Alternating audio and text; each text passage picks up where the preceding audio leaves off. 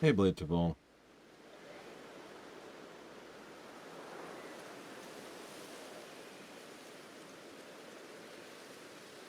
There we go. Hey, Von Falkenstein. Yes, I had leftover Chinese. Okay, so we're going to save. Just to make sure we understand this correctly. It is nighttime.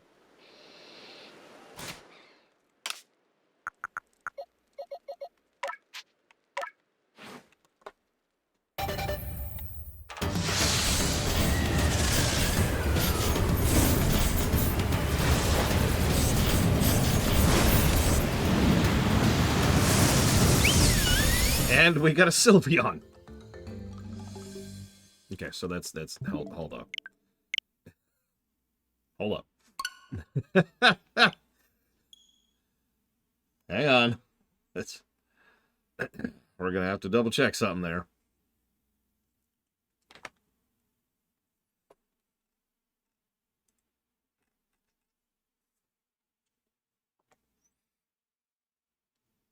I mean, we want a Sylveon eventually, but I kind of want an Umbreon now. Knock that out, so to speak.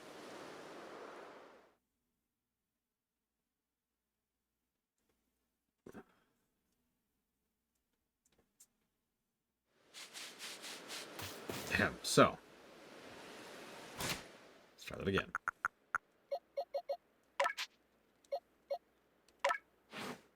Yep, baby doll eyes. What do you know? Can I, like, just remove that?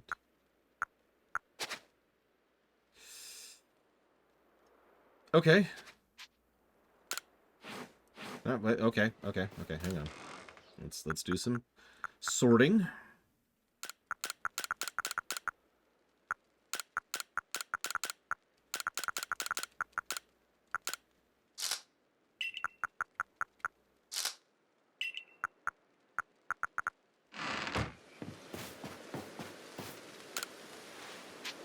Sure.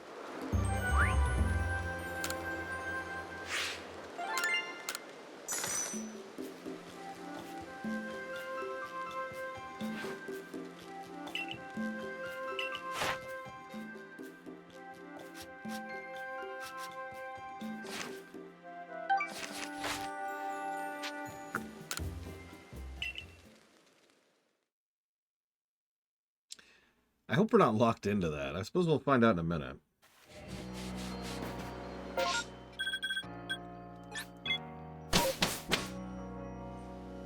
Those are this vendor, which I forget what they do. What do you do?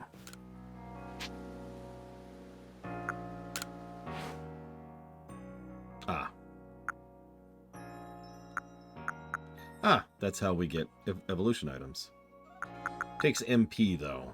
We don't have a lot of merit points yet. So we'll have to come back to that. But yeah, we could actually get a Flareon, a Vaporeon, a Jolteon, a Leafeon. Yeah, we could have several right now. Agreed. Too many Pokemon games. It's been just too much of a hassle to get the evolution items. Yes, I would like to learn a new move, please. For, this Eevee.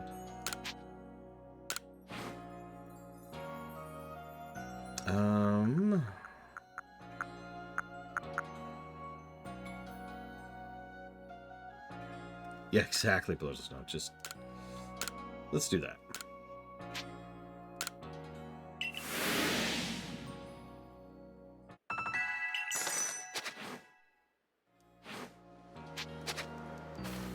Yeah, already reviewing this game has shown me how much we're going to have to change some of the previous game reviews, but that's okay. I sort of knew that walking in. There we go. Confirm.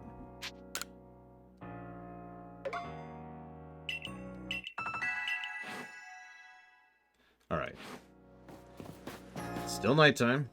Hypothetically, we should still be good. Save again.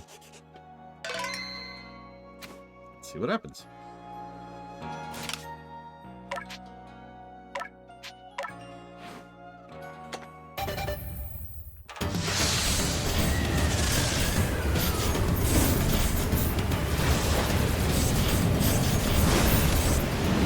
There we go.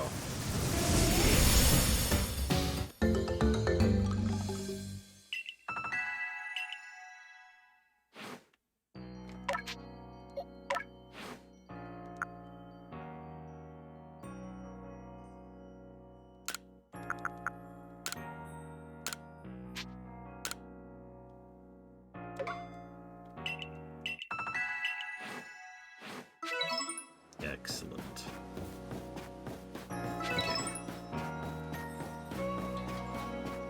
Okay. Now we just need to think about Espeon and the other one. Yeah, exactly, Cyclops. Getting a Sylveon and an Espeon should be pretty easy to do at this point.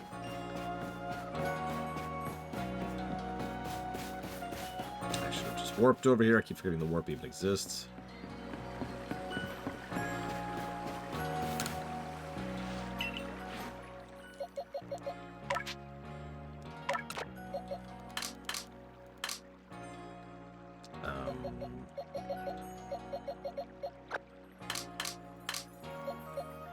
We are going to have to empty this place out at some point. We'll get there.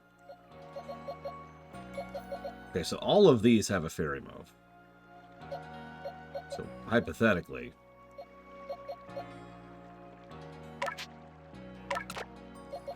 Hypothetically...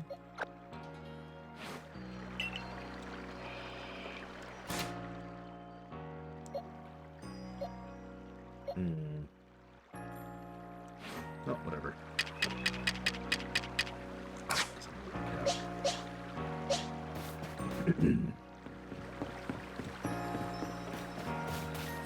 Oh, I found the last 4 things, by the way. So we're 100%, or at least as much as we can be, on those stupid wisps.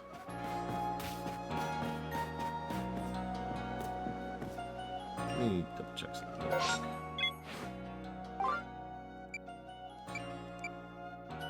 Yep.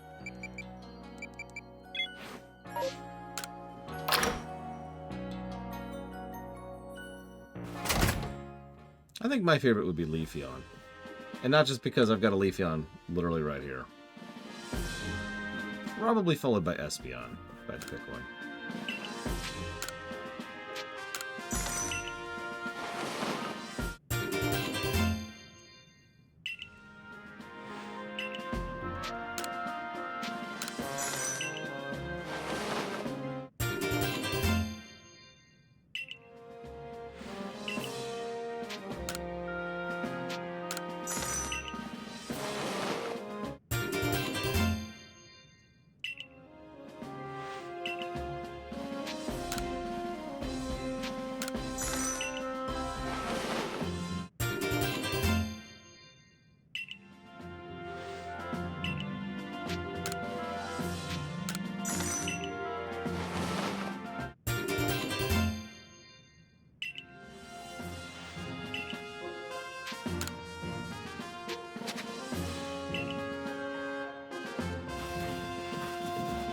Just dump 40,000 Pokédollars on this guy's face.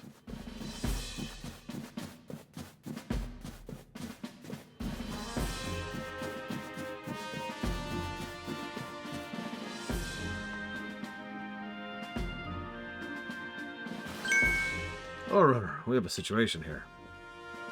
Let me explain. Lilligant, our clan's Lady of the Bridge, is in a frenzy.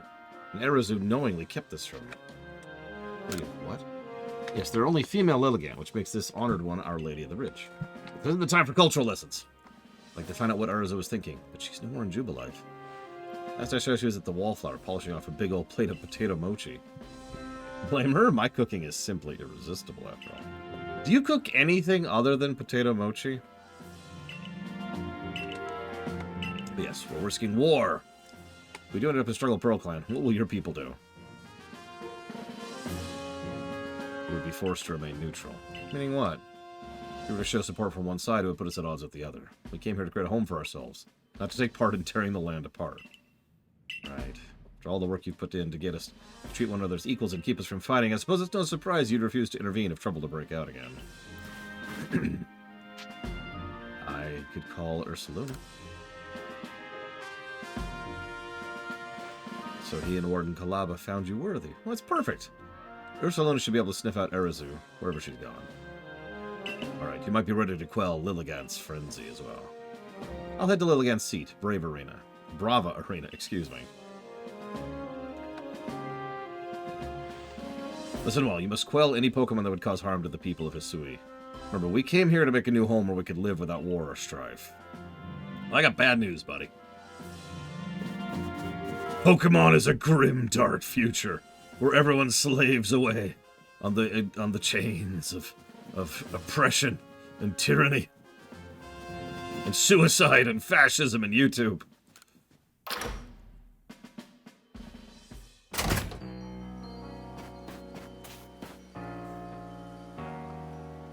So, you know, look forward to that.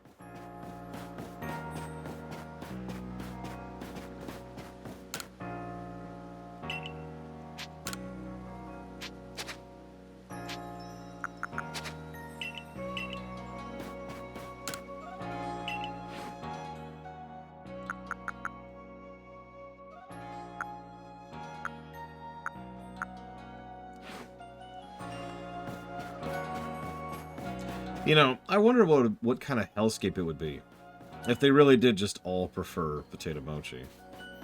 Like, there's a lot of foods I like a lot, but just... what the hell is that?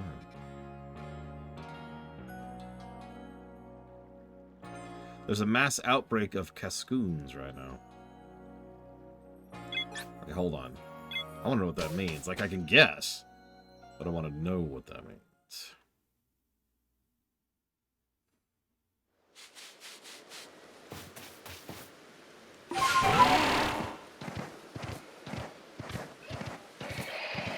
Yeah, I don't want to eat potato mochi in general, but, like, yeah, as you say, if it was sushi, I'd probably get sick of sushi at some point.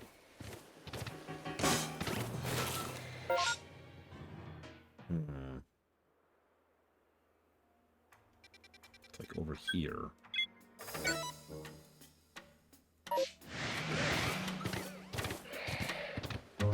That's right, little Billy. Kill or be killed.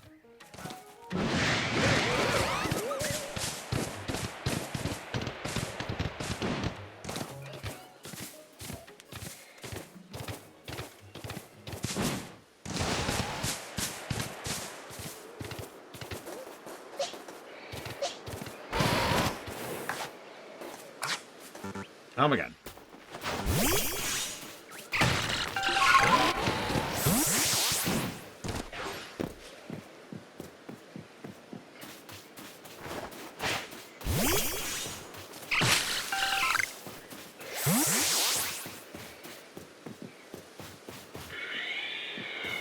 Yeah. Potatoes with no flavoring. What the hell?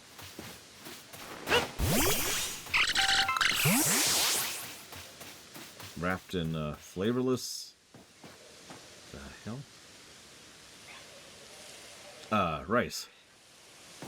Don't mistake me, I like rice when it's flavored or with something. I like potatoes when they're flavored or with something. Well, I had potatoes literally last night. They were good.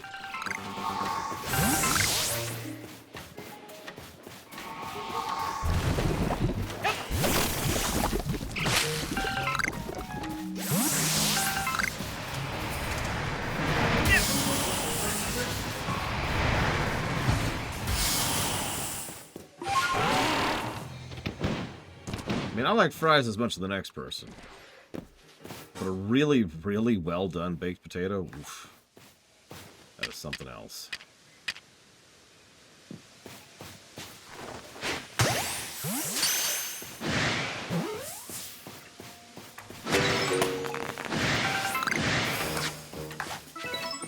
I guess it's literally just a swarm of those. So it's kind of a question of if I care about those or not, which at the moment I do not. Oh, since I do want those points. Let's get out of combat. I'm getting nudged. I'm getting nudged.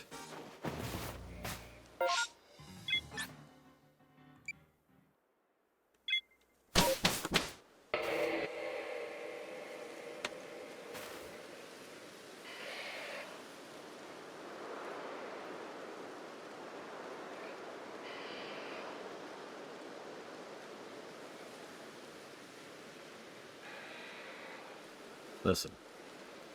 The only good parasect is a dead parasect, am I right?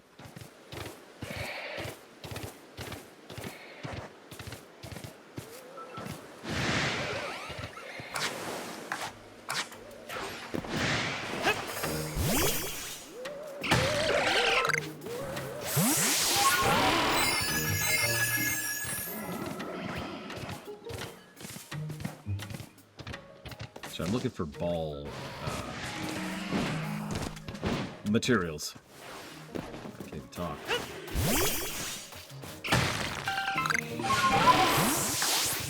Hello?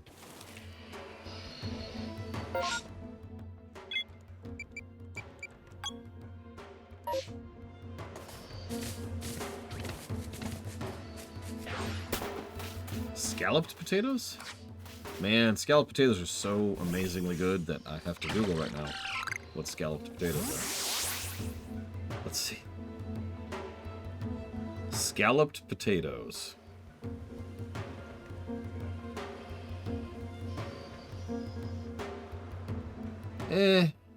So, scalloped potatoes can be good.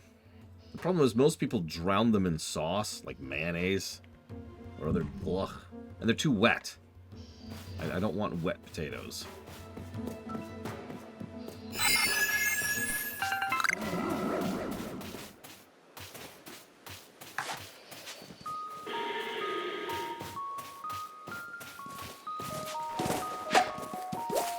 No!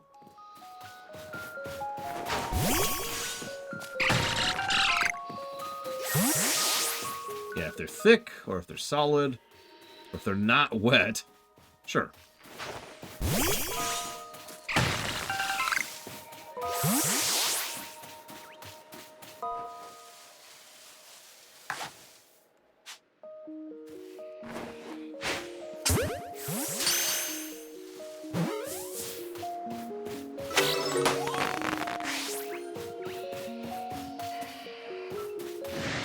Can't believe I'm still seeing new Pokemon.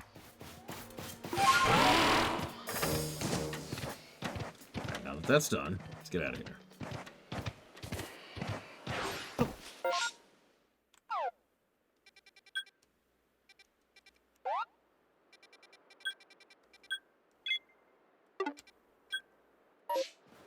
Or let's not.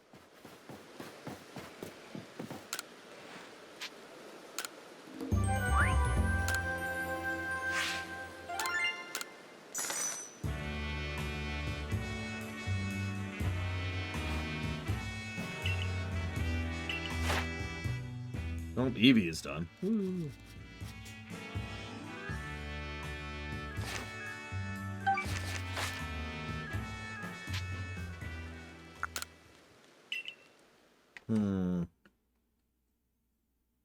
Thin fries are harder to screw up, but usually worse. Steak fries usually suck, but if you get good steak fries, oof.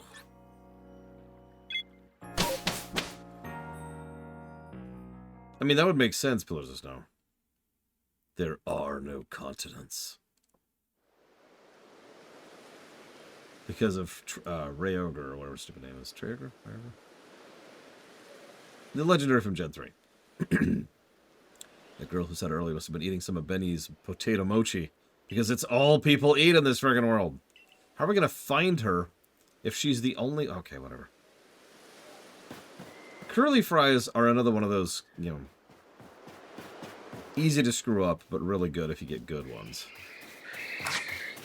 Speaking of someone who used to work at Arby's. Oh yeah, exactly the kind. You get bad steak fries and it's worse than nothing. I will not even eat them.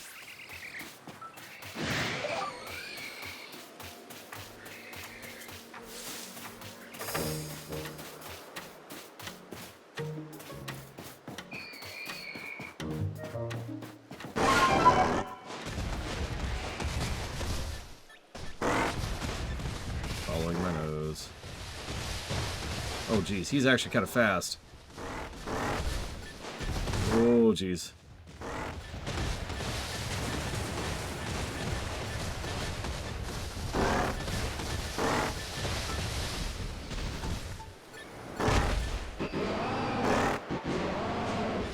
I'm only really grabbing stuff that we actually need to grab, Colburn.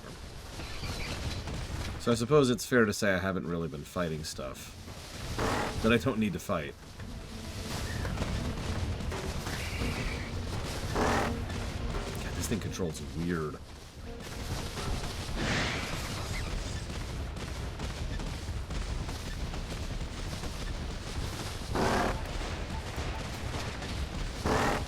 Oh, for God's sakes. Oh, I could just switch at will. That's an interesting feature.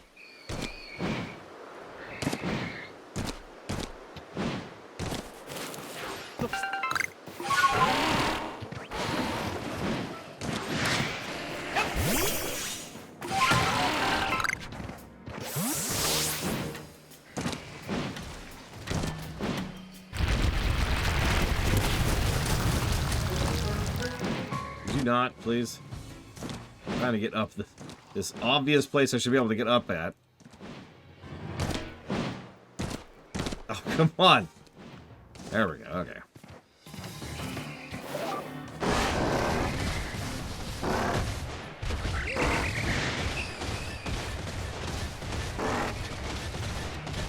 Do you notice it moves faster when it's going towards the blue?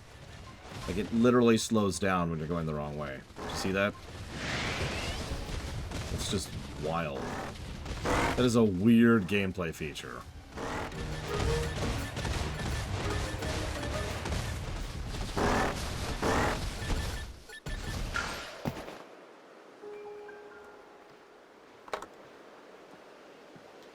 Hi.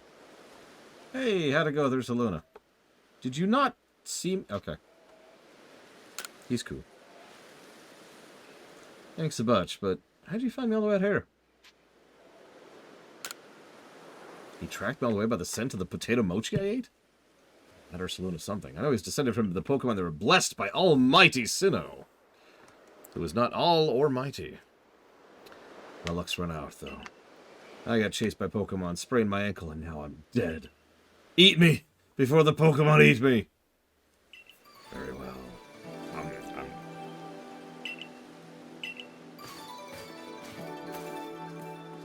Miss Kalaba, I didn't... I owe you an apology. I treated you with disrespect, thinking you were just some whelp from the Diamond Clan. I am sorry. I should have treated you better. But it's not your fault Lilligant became frenzied, nor that Ursaluna was so enraged. You were trying to help both. I didn't even have the courtesy to listen to you. You'd think someone who's lived as long as I had would be patient. It's okay, I didn't do a good job of explaining myself. Ursaluna only started acting weird after he got too close to Lilligant and smelled her perfume. She's already frenzied, so I'm sure that's what caused it. Ah, that explains the strange powder. Must have been from Lilligant. What happened to your leg? I was gathering ingredients to make balms, but I fell and sprained my ankle. See, the reason I went to Jubilife was to get help for Ursaluna and learn about crafting. But I bumped into Professor Laventon. He told me about the balms he used to quell Cleavor, so I thought I'd make some for Lilligant using her favorite foods. You Galaxy people know all sorts of things. Yep. You should listen to Team Galaxy. We're going to remake the world into a better place. What are you thinking doing this all by yourself? Did you think I couldn't help you? Oh, no one could blame you for thinking so. Not much of a leader, am I? I've never even seen Almighty Sinnoh with my own eyes. Why is that your lead? Of all things to say! I'm sorry, I don't want to get, like, political, but that's kind of like saying, I'm a terrible pope. I've never even seen Jesus Christ. And it's like, what does that have to do with anything? I failed to imagine that Lilligant might have become frenzied, too. Listen up, Lord Runner. I'll take the bombs that arrows have made and meet you at Brava Arena. You got this. Boss fight number 2.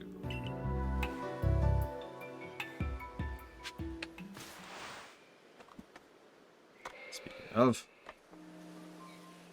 although we might not run into this, I happen to know there's good mid-mission checkpointing in this game.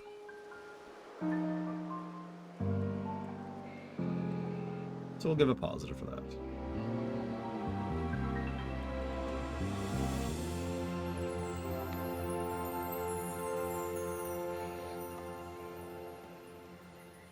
Okay.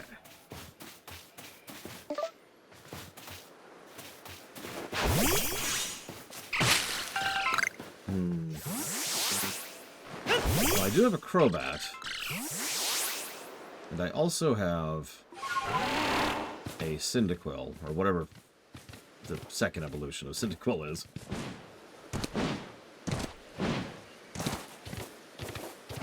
Nope, don't tell me. I don't care. Nobody cares about second evolutions. Nope, you know it's true. Nobody cares about the second evolutions. The first ones are cute, the third ones are cool and useful. The middle ones are there. I've actually thought about that for a while. On the one hand, it actually makes a degree of sense that middle evolutions are there. The reason why is because that way they get more power up gradually. As they're...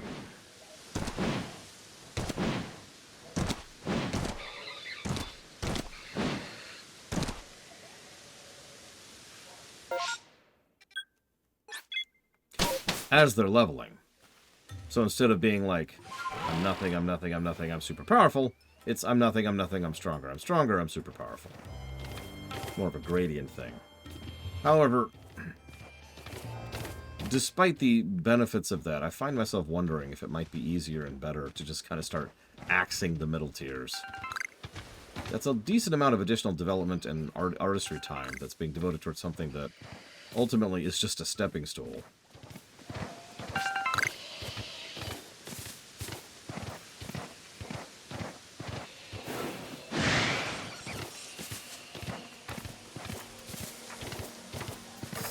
I don't know. Food for thought.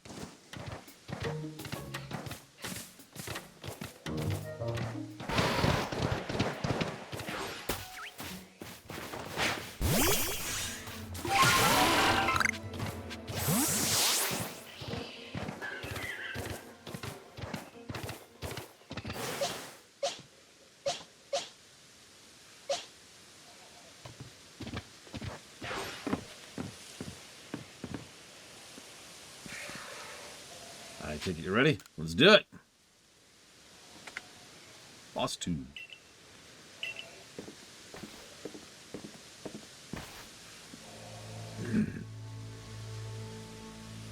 All it took was one of my poultices to get Arceus' leg all patched up. Hello, but ma'am, I'm deeply sorry we've had to lean on your help so much, especially as we're from different clans. You're about to see what replaces gems, literally. Her heart was in the right place. She's just dumb. Listen, the Lady of the Ridge, Lilligant, is like a dancer, always in motion, dotting about. Watch her real close to learn how to dodge her moves. So keep dodging, she might get tired out. That'll be your opening. Then you could bring out your own Pokemon, and yeah, I know how to do a boss battle, thank you. Let's do it! I absolutely do not, Baron. I will kill you, horribly, slowly, screaming in pain, if you answer that question.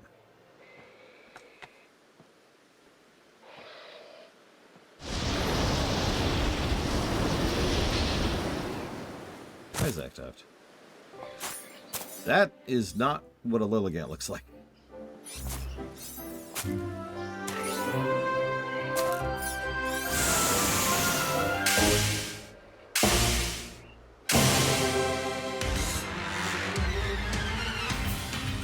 Hey, Umbral Magmus. Oh, we're well past Starfield. Thank God. Yeah, I know how to dodge roll things.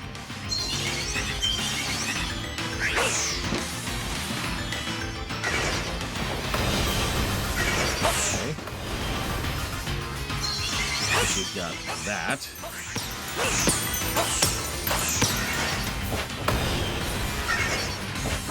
Yeah, true iframes, as you can see.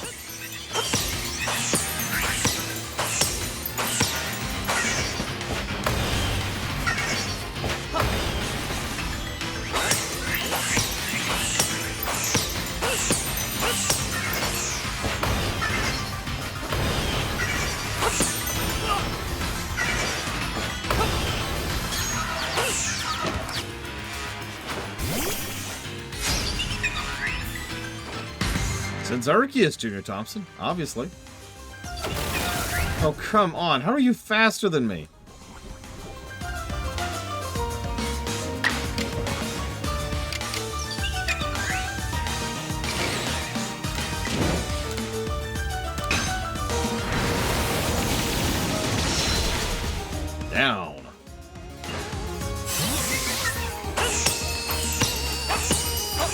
Again, I love the quality of life feature that it automatically equips your bombs after you defeat the Pokemon.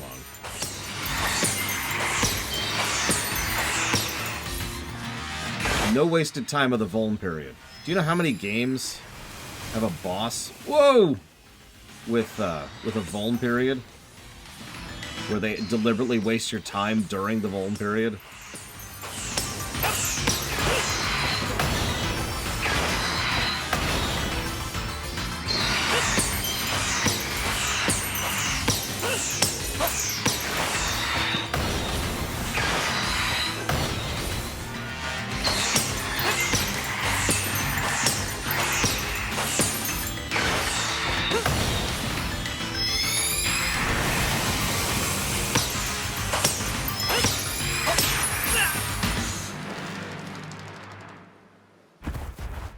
Yeah, burn phase mechanics suck in most games.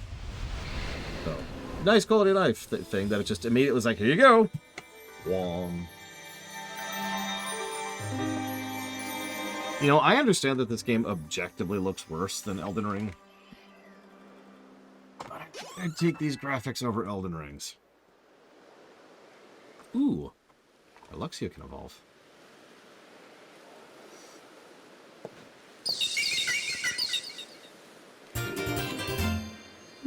Plate. Soon, Arceus will be mine! Yeah, exactly, Pillars of Snow. This may be bad, and let's be clear, the graphics in this game have issues. But it's not gross. I'll take that. You didn't just save Lilligant, you saved Arceus as well. I appreciate it. First Ursaluna and now Lilligant. You're amazing, you know that? Being all frenzied didn't suit Lilligant one bit. I'm happy she's back to her graceful self. She looks so weird. You still owe someone an apology. Huh? Oh, don't worry about it. A young one like her is bound to get caught up in trouble from time to time. Or what's written in the ring, all lives touch other lives to create something anew and alive. There's wisdom in those words. I imagine they're the teachings of Almighty Sinnoh itself. I know, right, Junior Thompson? Well, you know what I should have done? I should have scheduled the Gen 1 review right next to this. Don't worry. I'm going to do that with Violet now. Of course, I'd completely forgotten about them until a certain somebody helped me remember. We owe you one, ma'am. Don't try to solve everything by yourself, Arceus. You're a Warden. Of all people, we should know how to stand in solidarity with others. I mean, I hate to say this, but Gen 1 is not going to review very well. Before the Oblivion line, unfortunately, Colgrim. But yes. I can hardly start yelling at you now that Calabra has wrapped it up so nicely. One more thing. I know you're trying to do what you thought was right, and I approve of that, but do it without keeping things from me, okay? Oh, yeah, no, Gen 1 is going to be like Grand Theft Auto 3. We understand why it took off. It's understandable. We can, we can get it, right? We can look at it and be like, yep, nope, this is a very historically significant game. And it sucks balls! All right, yes, very ambitious. Very, very ambitious.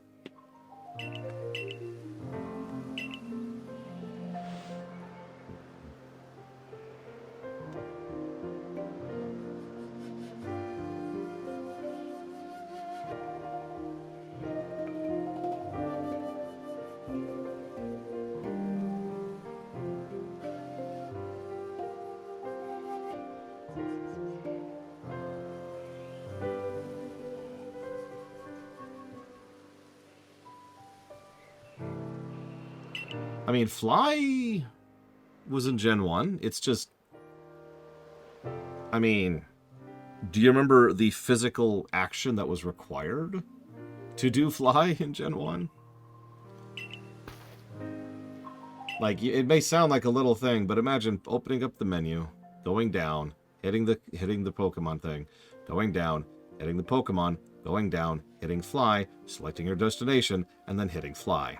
Every single time.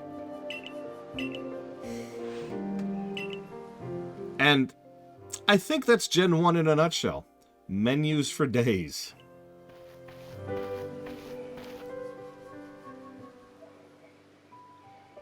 Oh yeah, you also had the Pokemon who had Fly. I mean, duh. Poor Arceus. I mean, no, of course not, Junior Thompson. I mean, how could I? By the way, for a bit of distinction, this is how you fly in this game. Whoops. I actually hit the wrong button there. And done.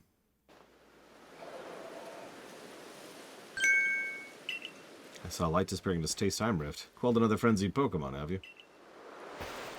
We still don't know what's causing the lightning that frenzies this Pokemon. You just go and rescue him without a hint of trepidation. You might even change the history of the entire course of history. Uh-huh. Thanks, Volo.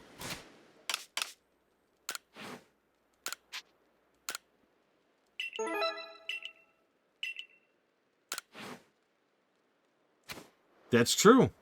Fast travel, you know, that's actually really sad. That's really sad. Think about this for just a second. Starfield was so focused on fast travel, right? Starfield was built around the concept of fast travel, unabashedly. And yet fast travel was so inconsistent and so frustrating and irritating to use that this game, which predates it, of course, has better fast travel. That's pathetic. But then again, you could argue that Zelda 1 has better fast travel than Starfield. By the way, fast travel goes back quite a ways, to answer whoever asked that. I believe Zelda 1 is the earliest game I can think of that has fast travel.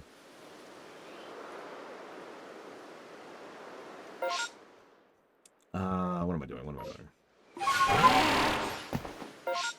So I think I'm just getting older, Junior Thompson, because the older I get, the less I appreciate irritation in video game design. Now, I specify irritation because I'm actually down with friction, but only certain types of friction, right? Yeah, this game also has bounce, whereas Starfield doesn't. You know, I enjoy leveling curves. I enjoy difficult boss fights. I enjoy build design, you know, blah, blah, blah, blah, blah. And those are functionally a variant of friction. So, like, let me try to think of a good example.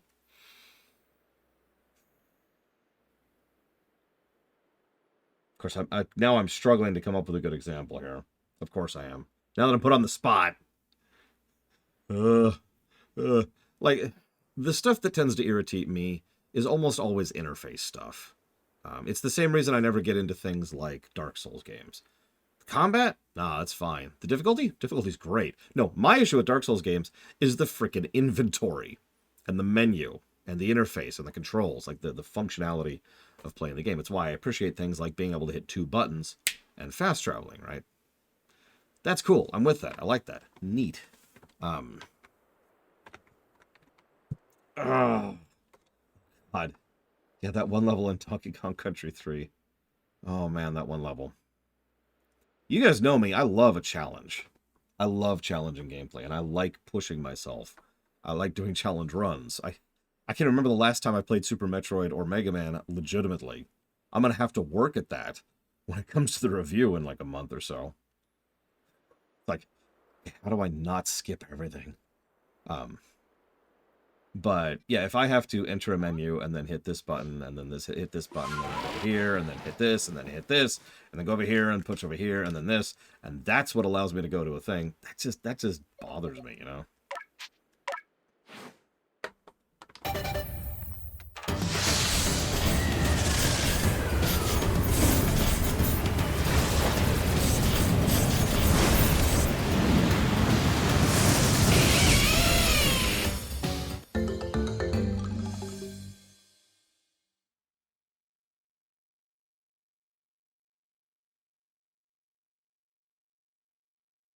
Sorry, one second. Luxray! Woo! Luxray carried me through Gen 4.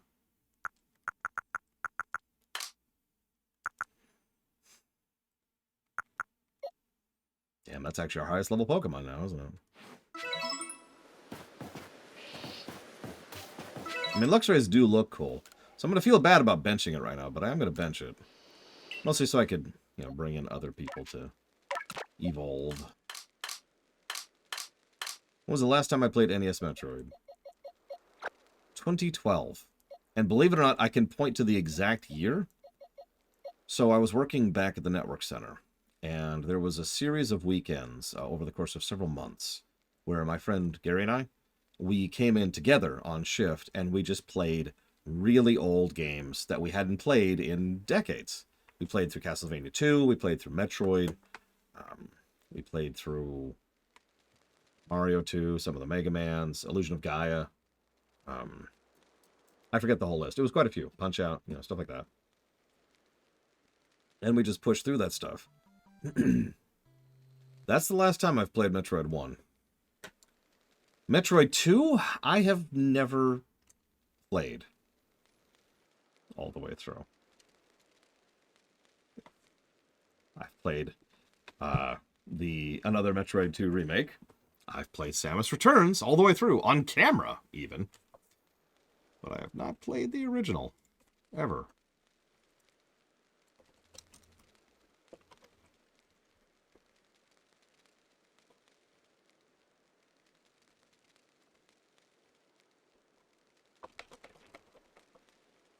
So that'll be fun. Thank you, Ryman. Always appreciate you. Harvest Moon, that's another one we played. I'll put that towards the BRPG block, KOTOR 2, and Republic Commando. Yeah, funny thing, if you fire up certain copies of Super Metroid, it'll actually start off with the title Metroid 3.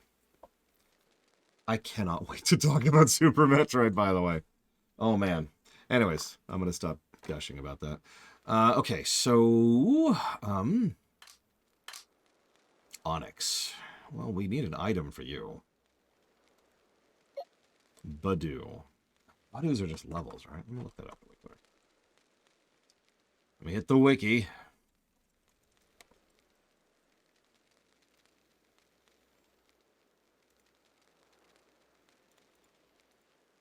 Oh, that's Roselia. We already have Roselia. We do need a Roselia to turn... We need a shiny stone for Roselias. Hang on, let's start marking these. If there's our Roselias. Okay, so you can go away.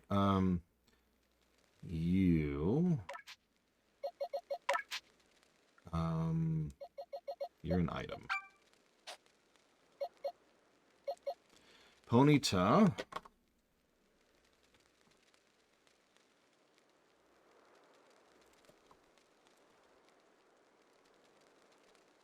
Is level 40. Jeez, that's high level.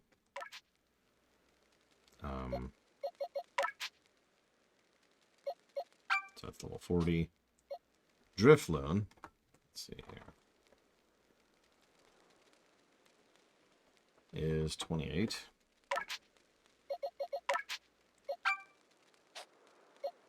Wormpole. I feel like we already did Wormpole. We double check that. I love this total lack of music while we're sitting here doing this. I love it so much that we're going to get some music going.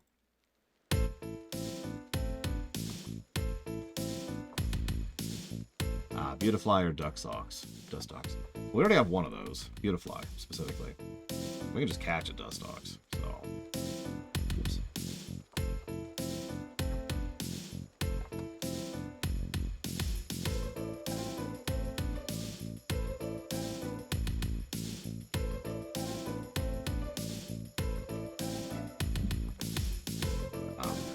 Pure trash. Burmy.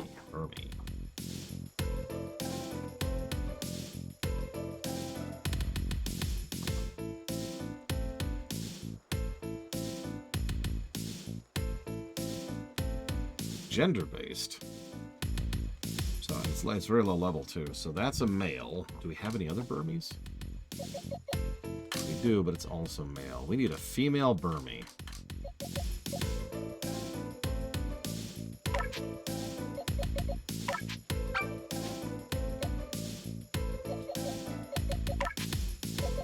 Just really two now. Yeah.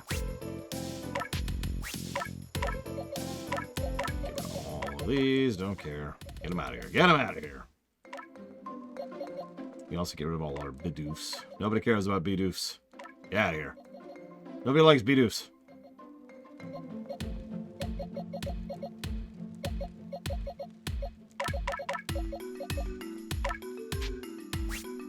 Actually, hang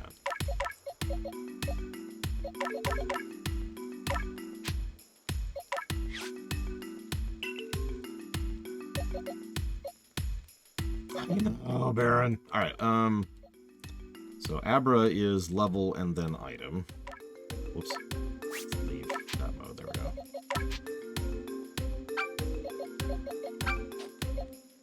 Baniri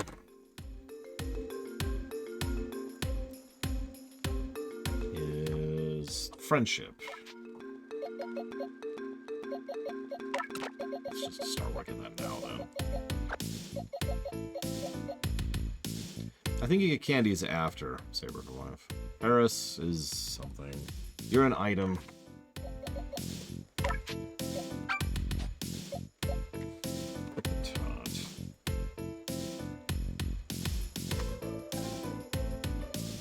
Is extremely low level. So much so, I'm actually going to place free there for a second and just get that out of the way. Munchlax, which is friendship.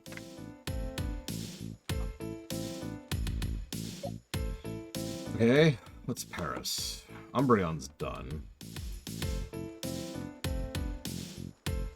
Paris is 24. That's pretty low.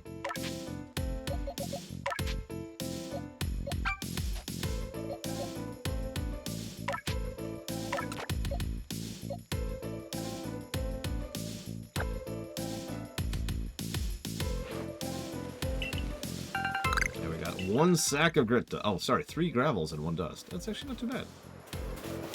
Delicious gravel. Let's go and store all that, obviously.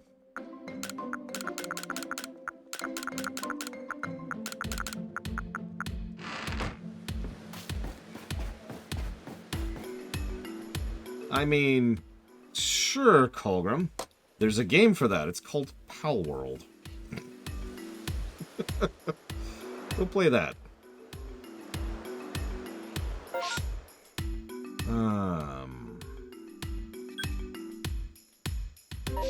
Trials of Mana, specifically Savicon. So you're quite close. Hey, Mr. Darkness Dragao. There's a name I haven't seen in a while. Oh, shoot. Music. Sorry. I forgot there was music in this game.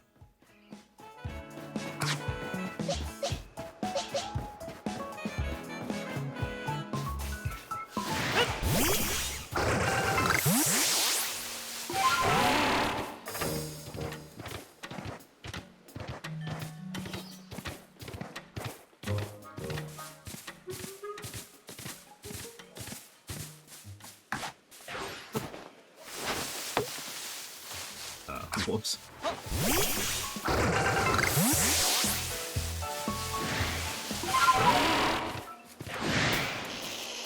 Oh my god, this freaking Paris.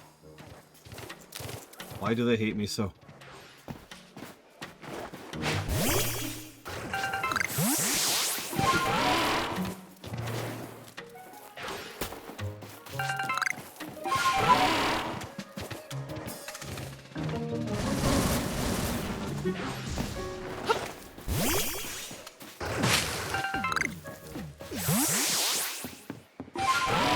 No, the only way out is to brutally murder Colgrim.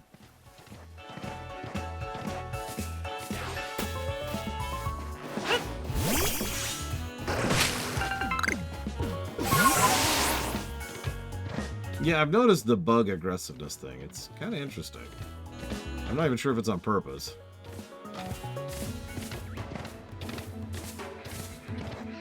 Oh man, I don't think Paris would even break my top 10. For worst. There's a lot of really irritating Pokemon in this series.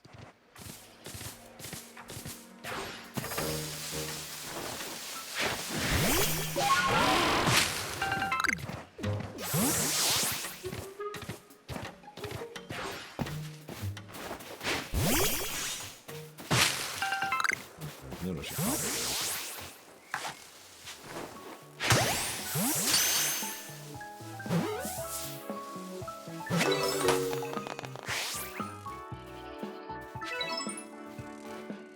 was fast.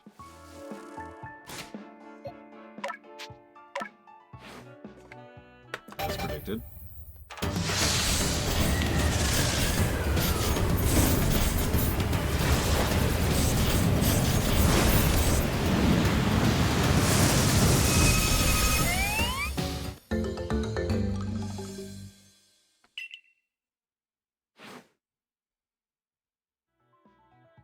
And that's happiness, and that's happiness, and that's happiness. We're gonna be about it.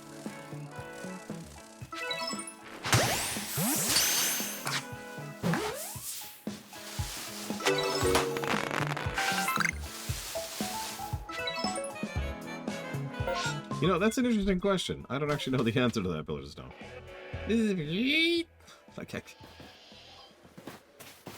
Certainly a unique one. Let's dump off our Cricketone. You are now a concluded Pokemon. Congrats.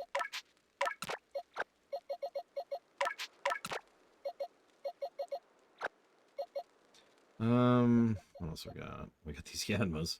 Do Yanmas do anything? I don't think they do. Let's double check. Well, they need to know Ancient Power.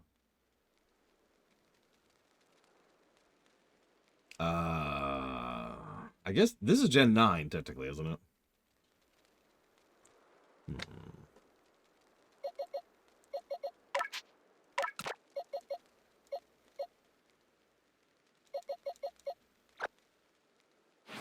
8.5.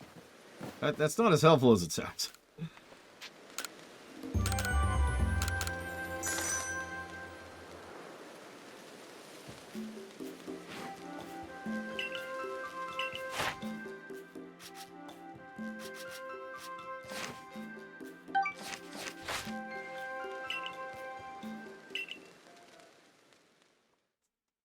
I wanted to go back to the village anyways. Why would I watch the Oscars? As much fun as it is to laugh at stupid elitist idiots who are elitist, stupid, and idiots, I got other things to do with my time. Found out by the scent of my mochi, did you? Of course you did. When you have my level of skill, your handiwork can be recognized from a mile away. Better be thankful for getting to eat such masterful mochi when you come to dinner later. But first, your meal can wait. Now, hang on. So I know what I literally just said, and the Oscars have been a joke for decades, right? Like, that's nothing new. But this is one of the first years where they've actually pissed me off. Legitimately. Can anyone guess why? For those of you who weren't on stream, or Discord, rather. Damn, no Ancient Power.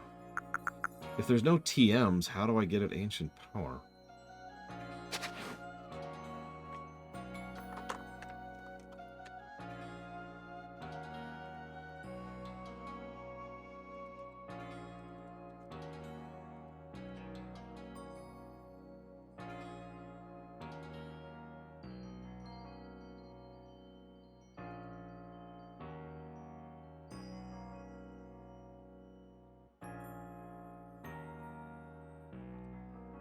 Apparently.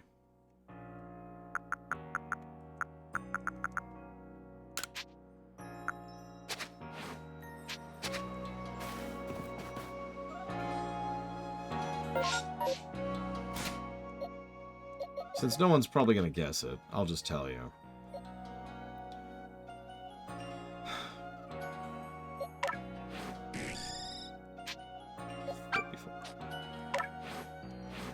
The Oscars pissed me off because Godzilla -1 got Best Visual Special Effects. Now, we gotta unpack that really quick because that's even worse than it sounds. First of all, that's always been the gimme throwaway category for the losers who have no idea what actual cinema is. That's the thing they give to things like Star Wars or MCU films or Lord of the Rings or, you know, actually good films. And so Yeah, it's a throwaway. It's literally a bone that they have dangled. This is very old, by the way. They have done this for decades. This is the bone that they throw away to acknowledge that movies that you people like. You people like. So that's insult number 1. Insult number 2. I'm going to spoil something minorly about this for Godzilla Minus One. Godzilla Minus One doesn't have very good visual effects. Oh, don't mistake me. They're good enough. Like they're excellent for what they are. But it's not like Pacific Rim, right? Pacific Rim is the type of film, or The Matrix is the type of film that would get that kind of a category for the kind of crazy levels of visual design and CGI and special traditional effects and all this stuff that we're going to. Jurassic World, stuff like that. That's the kind of stuff that would and arguably should get that kind of award. Instead, it went to Godzilla Minus One. Now, Godzilla Minus One had good effects, but they were so secondary to what the film was, which was a very, very shockingly dark, very personal character drama, which was dealing with trauma. The whole film could be summarized by 2 dominant themes. Someone has to do it, and national trauma. It was a film about a country that had just lost a war, and everything that implies. And there was a whole lot of really, really unabashedly brutal showcasing of what it's like to be a civilian in a country who just lost a major war. That's Godzilla Minus One. I highly recommend it. If you can take it, and I mean that with total kindness, with total sincerity, it's legitimate. Like I know this phrase is overused. It's a trigger warning kind of a film, right? It really does not hold back on topics like suicide or starvation or abandonment or adoption or any other really, really messed up stuff, right? So, trigger warning. But if you can take it, it's a great film. And that's my point. A film like that is the exact kind of thing that the Oscars usually like to give Oscars to. Big, strong, powerful character pieces with good acting and strong power and blah, blah, blah, blah. And then they gave it the token award.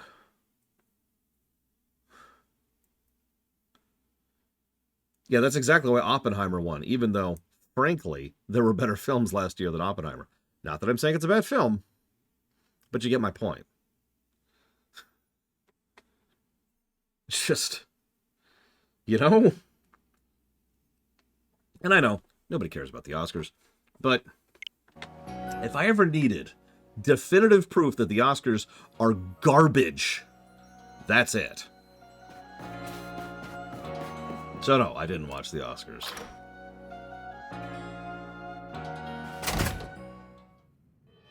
Yeah, Godzilla Minus One is a shockingly good film.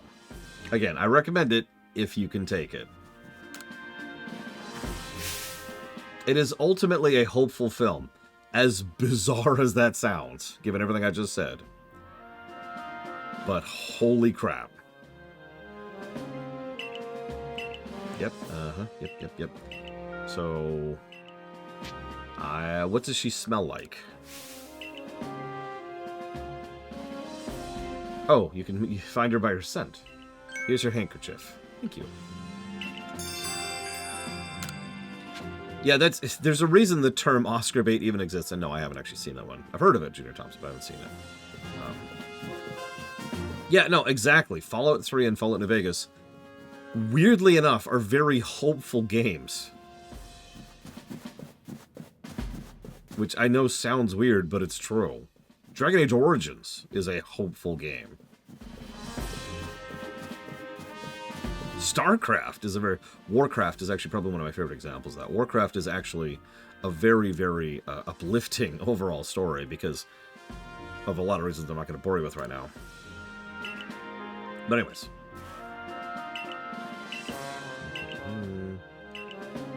A Pokemon that has herbs that look like blue vines hanging off of it. 37. I mean, Dragon Age Origins is Dragon Age Origins, so... As we in the business say, enough said. It is a Tangela. That's what I thought. Where's my Tangelas? There they are. There you go.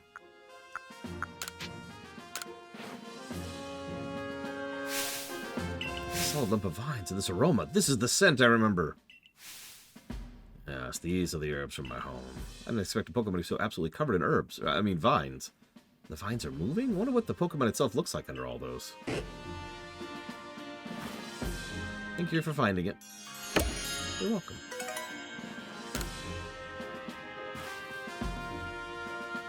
Don't worry, I'm only going to take a little bit of your vines to use as herbs. Oh, I have an idea. If I lived with a Pokemon like you, I'd be able to enjoy this aroma every day. No, you can't have my Tangela.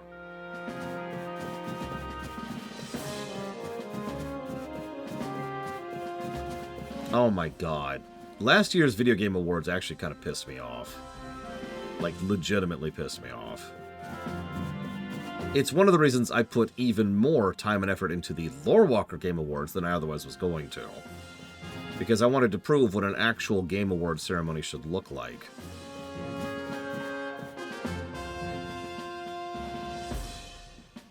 Speaking of which, will we see something surpass Starfield this year for the worst game of the year? Tune in next time! There may be times when Galaxy Team may be forced to fight against Pokemon, but it's all for the sake of creating a new home for ourselves, free from war and strife.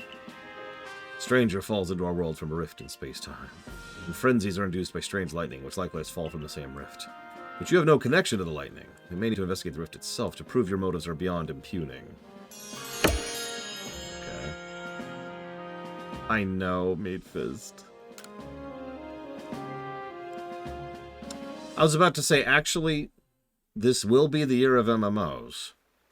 We are planning, we've already covered FF14.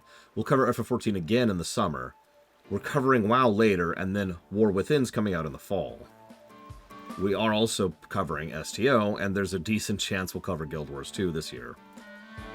So... Lotro? I'd rather rip out my teeth and shove them into my eyes than review Lotro. And unfortunately, Mr. Red is not here to hear that. Now, I've played a lot of Lotro, before you attack me for that.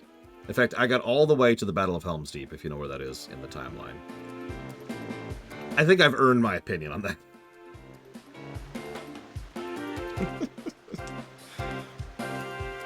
Oh man, Junior Thompson. Like, it would just be the worst stream. It would just be the worst stream. I want you to imagine, like we were talking about friction earlier, right? I want you to imagine there really is no fast travel to speak of. I want you to imagine that the mount is so slow you can barely tell the difference between running and and being on the mount. I want you to imagine gigantic open realms of nothing and killing 20 or 30 of a mob in order to get the 5 items you need. And that's the game. That's the game.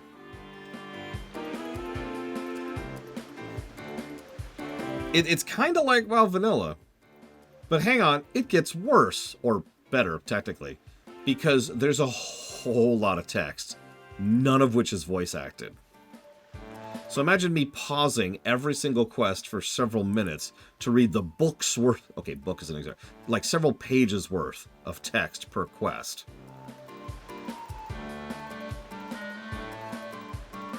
It's, yeah.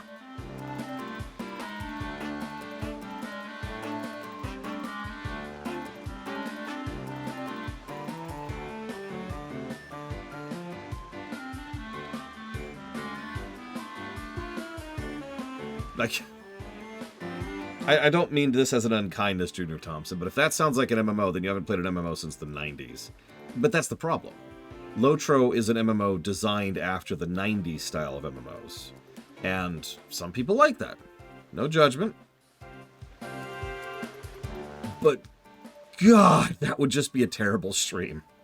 Yeah, exactly, it's the Bronze Era. Lotro is literally one of the Bronze Era MMOs, made by the king of the Bronze Era MMOs, which is Turbine. Anyways. keep doing the same thing day after day. Is it really getting us anywhere? With our research or carving a life out here? Ah, well. Here's a flashy new recipe to try. Scatterbangs. Yes, FF11 was deliberately designed after EverQuest 1. That really says all it needs to.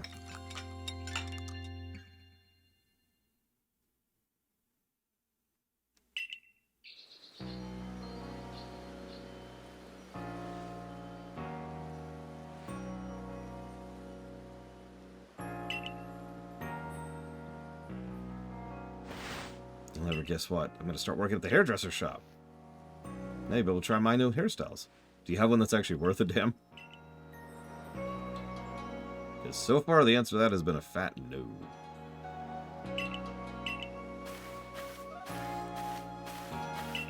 Oh yeah, and I don't want to gainsay FF11 lest Blade of all kill me.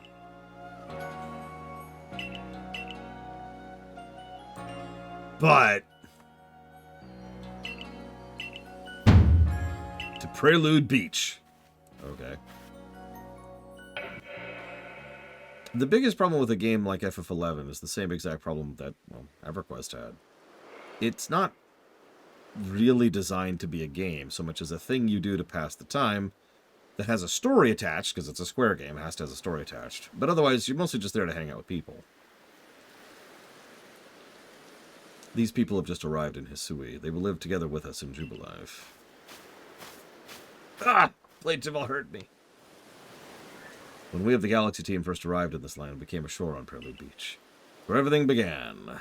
This is where a new life for all of you will begin as well. No, I do not, Colburn. We've heard that the Hisui region is inhabited by many powerful and frightening Pokemon. We've also heard Team Galaxy knows a great deal about the Pokemon use and uses their mysterious power to help the village grow. You both heard correctly. And that's the reason why such tales have reached your ear, thanks to Lore Runner, one of our Survey Corps recruits. We will continue to develop the region alongside Pokemon. We look forward to doing our part, Commander.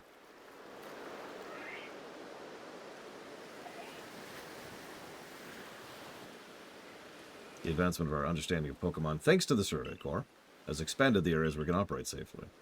That's what allows us to welcome newcomers like them. You do love Pokemon, don't you? Yeah. Being honest. Pokemon have done grave injury to many of our fellows, and yet you still find love for these creatures in your heart. I suppose that's a necessary quality for the Survey Corps. Remember this, Pokemon are terrifying creatures. It is imperative that we study in them and learn all that we can about them, whether we wish to live alongside them or not. Be warned. As leader of the Galaxy team, I'm prepared to make harsh decisions to protect... Yeah, I get it, you're the villain. Moving on. Arita just arrived? Good. I believe I know what she's here about. As for you, go to my office. Okay.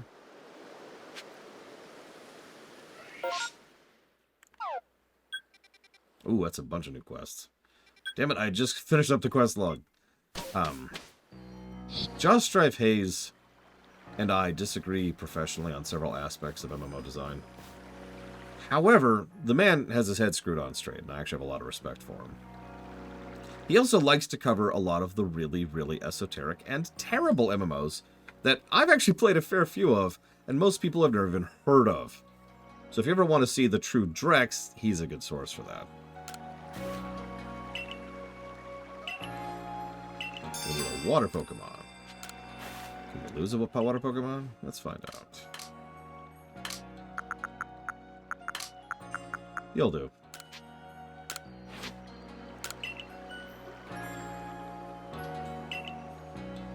I should also mention my knowledge of FF11 is actually pretty out of date. So grain of salt on that.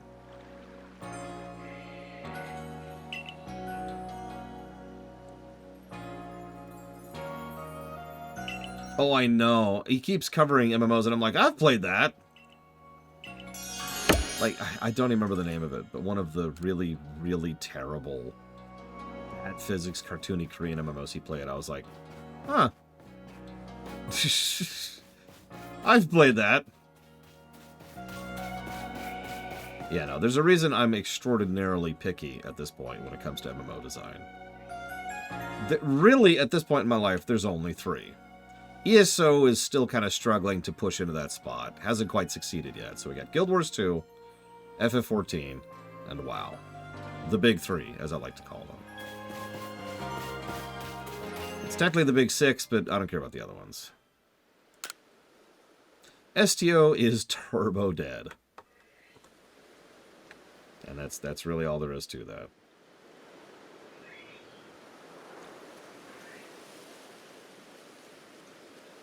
That's just, like, I'm not happy about that, to be very clear. I don't say that with any kind of joy in my heart.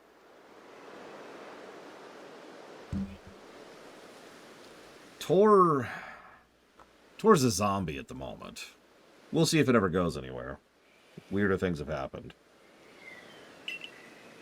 Pokemon Blanca must have been a wee thing. It was hiding behind some rocks when I found it. Not with its tail picking up. If it was a tail, I'd give anything to see again. Tail was elegant and swirly like a spring.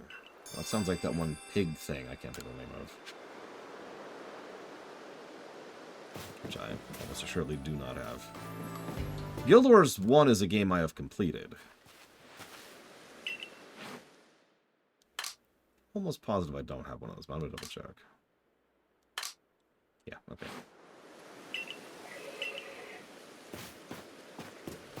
Guild Wars 1 is also kind of in a weird space when it comes to being an MMO.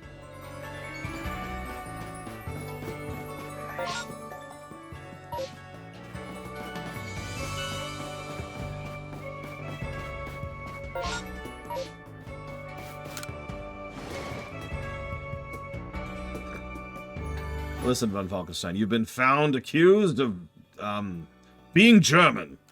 How do you plead?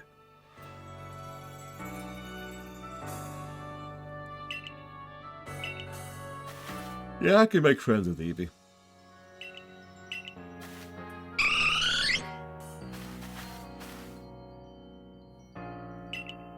Tasty treats.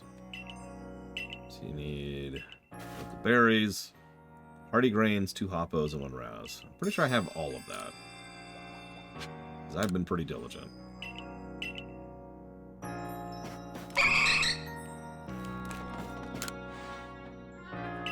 Okay, apparently I don't have all that.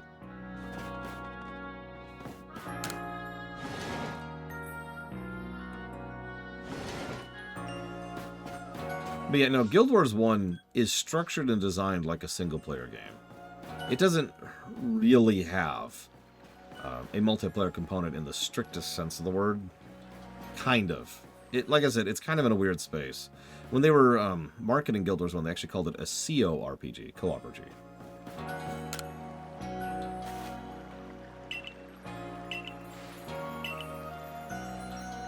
Three pods.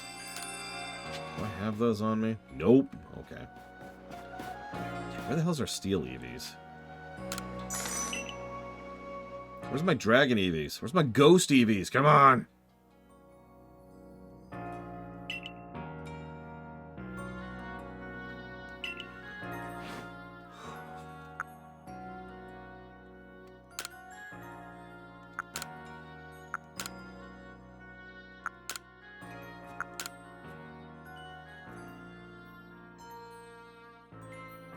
I mean, the hero system was one of the best ideas Guild Wars 1 ever had. I stand by that.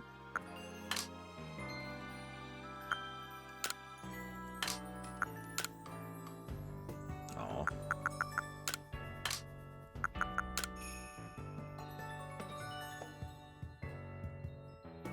Funny you say that, Colgrim. Remind me to tell you about the follower system someday. I don't like any of these.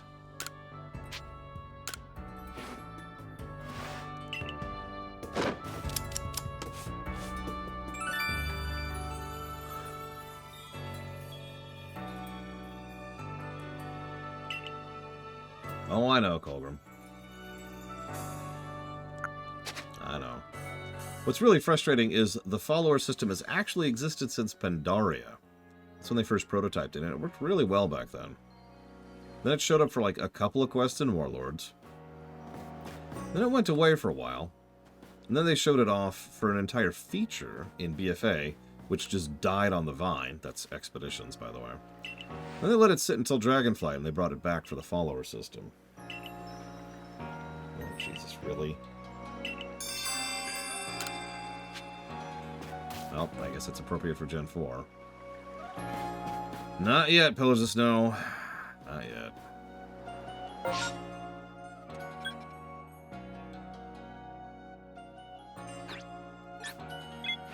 Supposedly, FF11 kind of has a heroes system. I don't know exactly how it works. If it's more like Tor, or if it's more like, you know, Guild Wars 1, or whatever.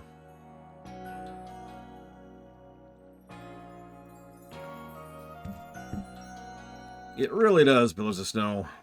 What's really sad is I really liked my look eventually in Pokemon Shield, but that's like the exception.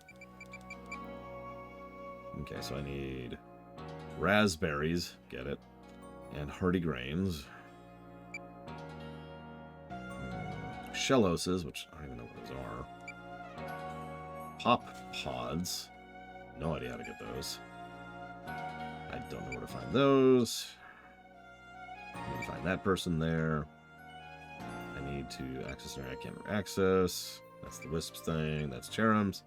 And that's something I'm never doing. Okay, let's advance then.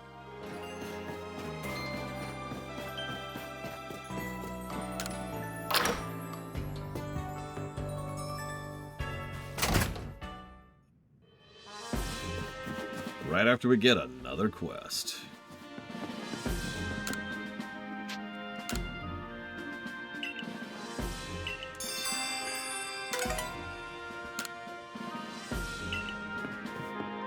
I do like how it immediately lets you track a quest as soon as you grab it.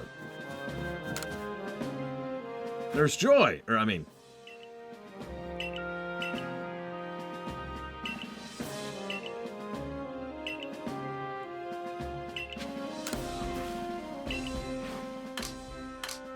There you go. One Croagunk. Charming face. That's not the word I'd use.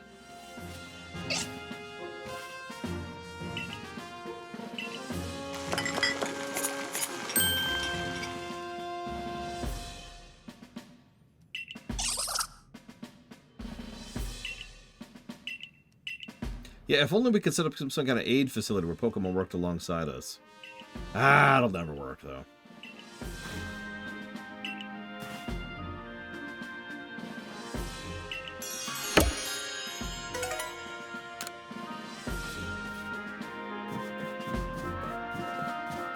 The peon system from Dragon's Dogma was fascinating, as we discussed when we were reviewing it, because it's just as good as it is bad.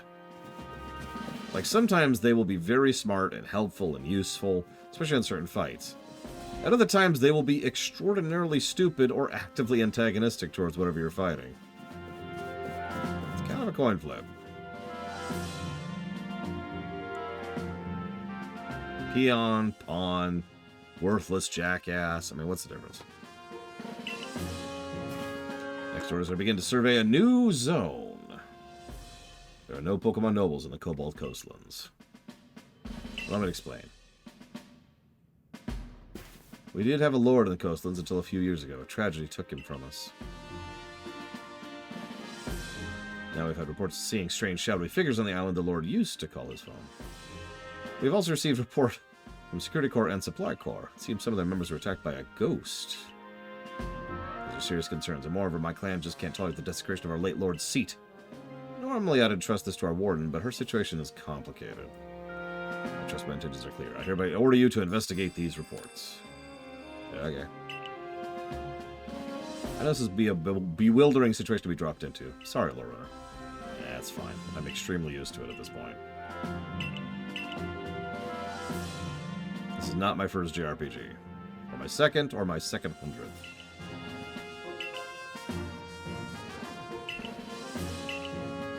That's an interesting question. This would take entirely too long to actually figure out, but I wonder how many RPGs I've played in my life. Even if we just count to conclusion RPGs. it's probably a pretty big number.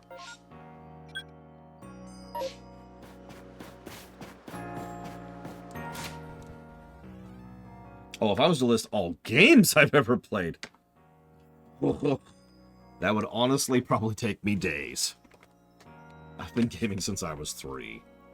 And, spoilers, I'm not that young.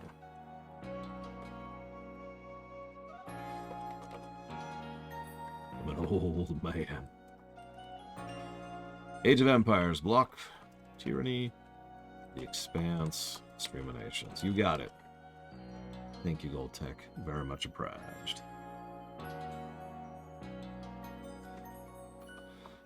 Okay, so you need to level. You need happiness. You need to level once. You need happiness. Wait, hang on.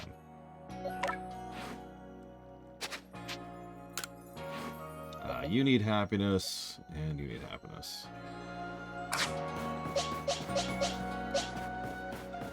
I mean, the pawn system is kind of similar to the follower system in WoW. It's a great idea that needs more polish. If it isn't lore runner. Oh, sorry. If it isn't a lore runner, suppose it's to be expected I'd run into you in this village. When are you going to study Pokemon next? Cobalt Coastlands. Helena's certainly in a bit of a sticky situation over there. She's a warden, no noble. There are even some people in the Pearlclan that speak ill of her. Oh my gosh. Speaking ill of someone else behind their back? That's terrible. I would never do that to Bragwin, who's, like, totally not awesome. Yeah, I know how evolution stones work. Thank you. Yep, yep, evolution stones. I got it. Cool, let's go!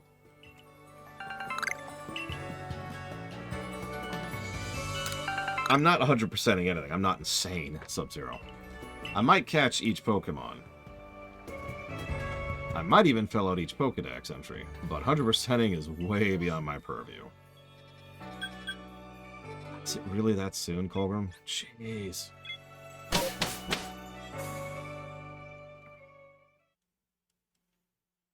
Yeah, no, we're mid-March now. Like, what's the date? Savacom, you're ridiculous! I'm sorry. Yeah, I couldn't bring myself to 100% this game. If I had infinite time, I would consider it. Like, truly infinite. Like, if I could just enter a pocket dimension where time doesn't move forward, I'd think about it.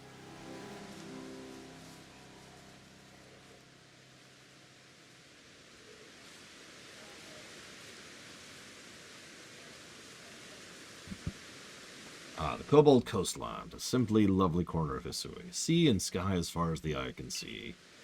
Got a Pokemon to wait here. Water? Fly? I can't wait to study all of them with my camera that probably shouldn't have existed in the 1800s. Or, excuse me, 1900s.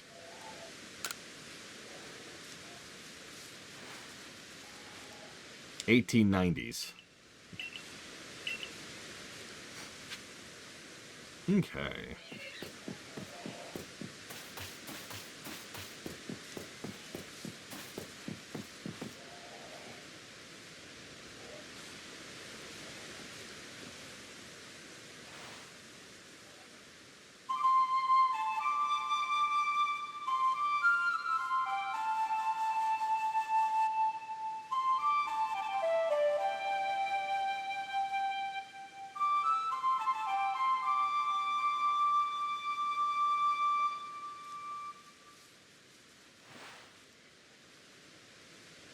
I love the flute. Feels as if its tones carry to the ends of space.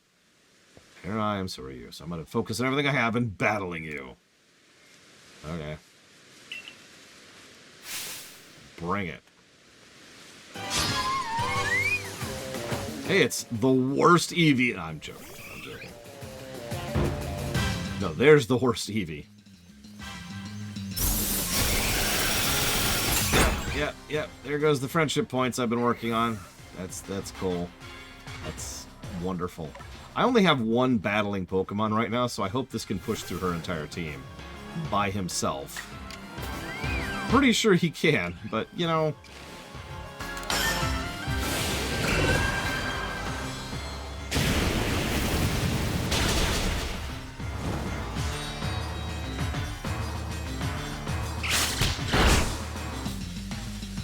That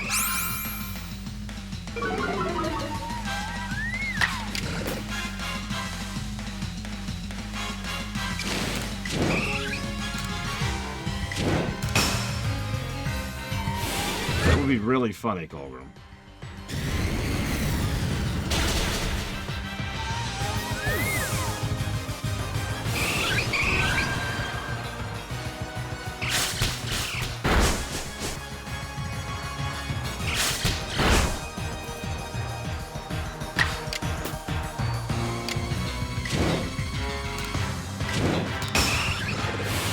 They're amazing. They need another positive, Colgrim. I'll put another positive on right now. Positives for everything. Ah, crap. I heard that.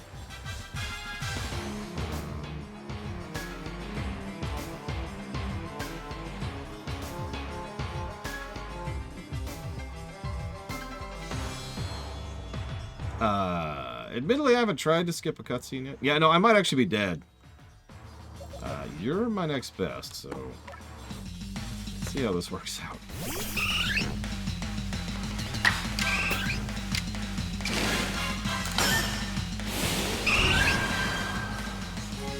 Yeah, I did not bring a battling team to this area.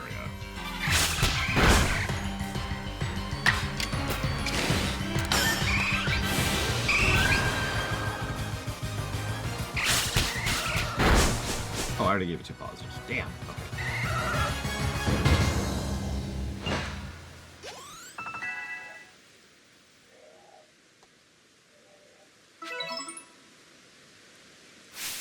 Now I feel better. Yeah, thanks for costing me some friendship with my Eevee. I appreciate that.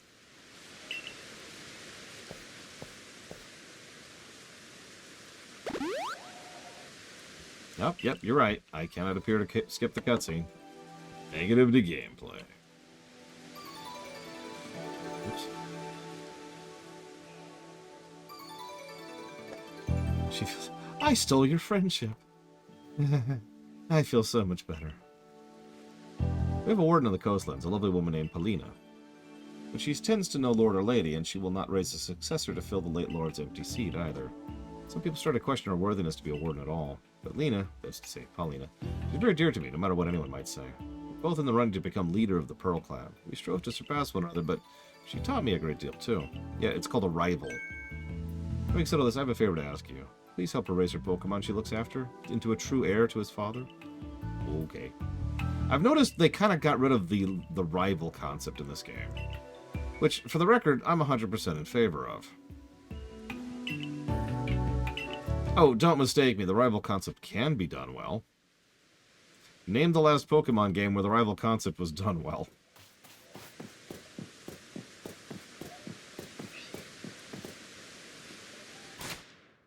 Nah, Sun and Moon had Jackass, whose name I can't remember right now.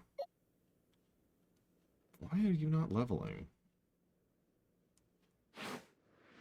Scarlet and Violet. Well, I wouldn't know about that.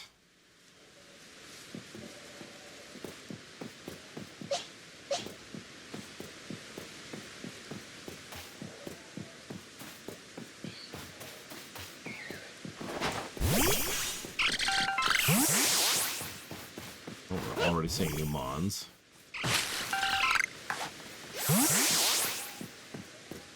Nothing to see here. Nothing to see.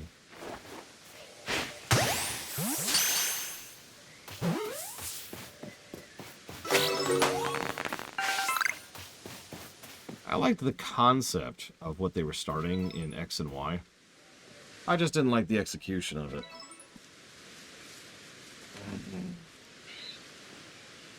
You know, when they had like 4 or 5 rivals, except they all kind of started falling off because they weren't really rivals. They were going to go follow their own paths. It was a neat idea, but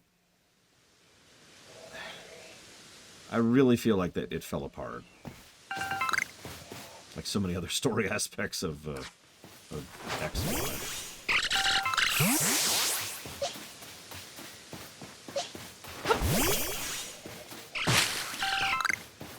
Well, I can't think of any off the top of my head, Zacktef, but yeah, sure. Why not? Spheals. Yeah, true enough, Colgrim. What's really funny is we've talked several times about how Gen 3 is when Pokemon games started getting good. Unfortunately, I think the developers recognize that too, because what's the big thing that really distinguishes Gen 3 from Gen 1 and 2? Like, it's the biggest variance. Abilities? Nope. I mean, I shouldn't say nope so definitively. I don't agree with that. Friendly rival? No, that wasn't until Gen 4. Eevees and Ivies? Nope. Over complexity? Complexity? Really, Lord? Double battles? Doomsday! Colgrim got it. What was the overall thread and plot of Pokemon Gen 1? There's the local Yakuza. Deal with them. Also the gyms. Gen 2. Okay, so, the Yakuza wants to come back. Deal with them. Oh, also the gyms. Gen 3. These two idiots want to destroy the world because of their own stupidity. Notice the gap there? And they've never really backed off from that ever since Gen 3. Gen 4 was an idiot trying to rewrite reality to better suit himself. Gen 5 was a jackass trying to conquer the world twice. Gen 6 was an idiot who was trying to remake the world in his own image. Gen 7...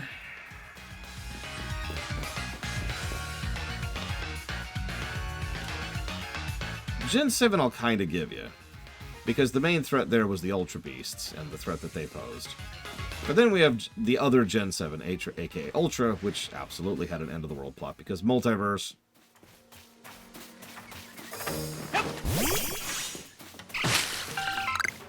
Which is probably why I was thinking of that. Hell, the worst aspect of Sun and Shield, or Sun and Shield, Jesus Christ, Sword and Shield by far, was the end-of-the-world plot, which shows up like 2 hours before the end of the game.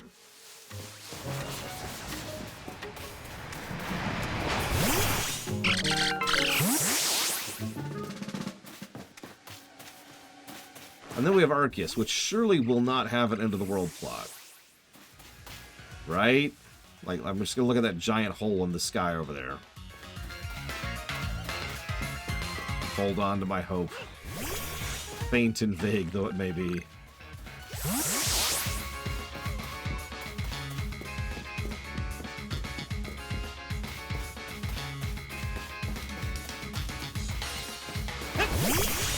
I mean, I'm sorry for sounding like a broken record. I'll shut up about it. It's just... I'm pretty sure the main reason that these plots are so popular is because these plots are so popular. It's almost considered mandatory that you have to have some big, sweeping, end-of-the-world / galaxy / universe style thing for... I'm trying to think of a word other than stupid people to be interested.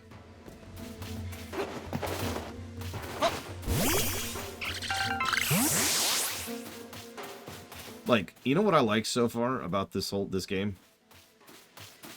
The plot thus far is, ignoring the dropped out of the sky thing, we are brand new settlers on a previously settled land. The previously settled people here have a bit of an antagonistic relationship with each other. As recently as 1 generation ago, they were in conflict with each other. And we've popped into the middle of the two. And that is a great setup that they've done some good stuff with so far. Now, there's some other things going on here, like whatever's going on with the hole in the sky and the Pokemon leaders being affected by, you know, weird beams. The majority of the plot so far has been far more focused on the politics and the character and the world building. I am extraordinarily down.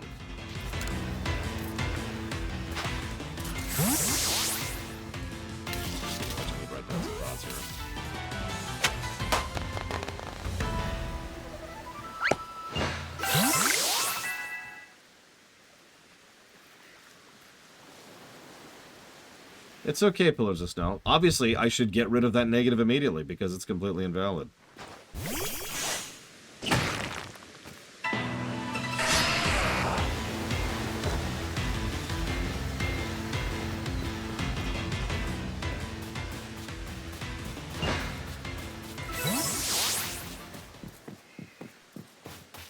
No, I know. I'm making fun of people who say things like that. Because I get comments like that.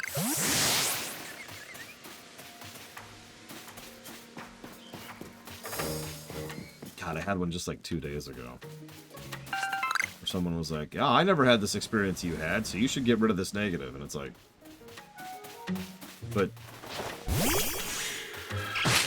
I still had that experience.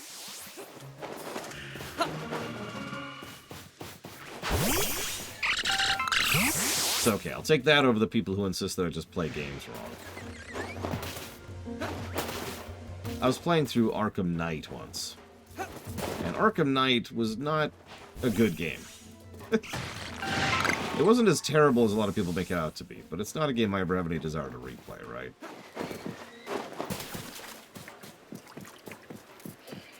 There was this one dude who commented on almost every single VOD of that particular playthrough, saying over and over and over that I was playing the game wrong, and therefore all of my complaints about the game were invalid, because I was playing the game wrong.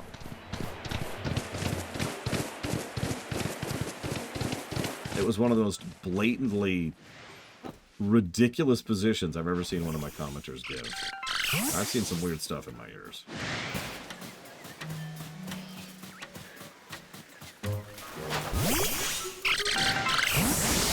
Oh, here's these things.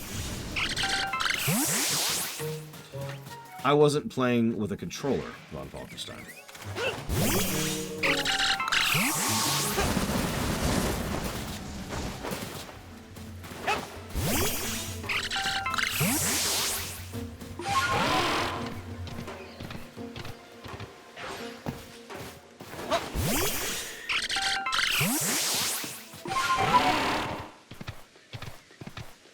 Did I get a third one of these? Shoot, I wasn't paying attention. Listen, that's true. You enjoy broken glass, and I'm happy that you enjoy broken glass.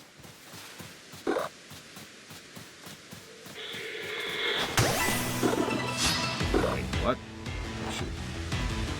I had the wrong thing equipped. Whatever. No, listen, I wasn't playing with the controller, Von Falkenstein. All my complaints are invalid. What I find truly funny is the overwhelming majority of my complaints about that game had nothing to do with the controls. For those of you who haven't heard me talk about this, yeah, I'm also not a true horde. For example, the tank combat. The tank combat is actually pretty fun in Arkham Knight. For the first hour, maybe 2, like your mileage may vary on that. And then you have to do it for another 20 hours. And that's the problem with the tank combat. Like, they went so all in on the tank combat that a huge quantity of the encounters in that game are all tank-based. And, it does get old. So, speaking of some of my least favorite Pokemon.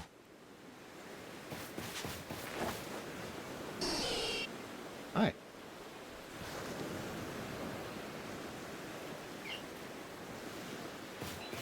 Okay, fine.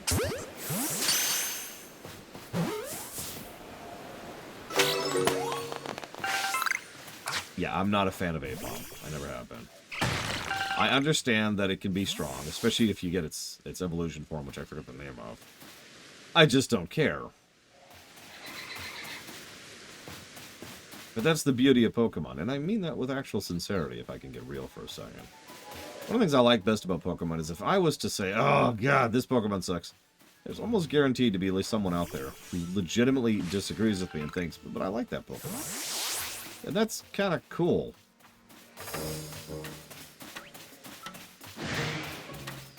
Pokemon has always been a game of favorites.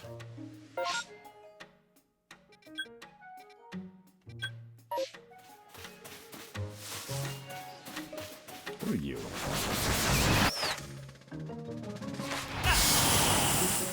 Okay.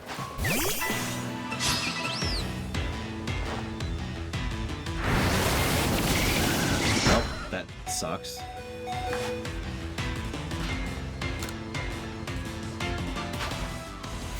I would say a good 80% of my preference of Pokemon has to do with their visuals and their audio and their animations and stuff like that.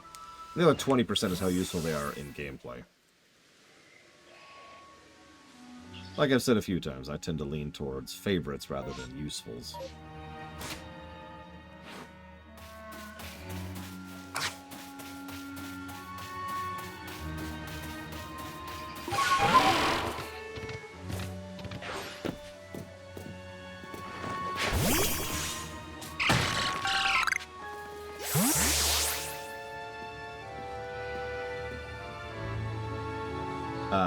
No, I can't figure out what you're saying there, Zactaf. Sorry. Hey, Shuckle can be useful if played in an extremely specific manner. What's that one Pokemon which is the objectively worst Pokemon in the game?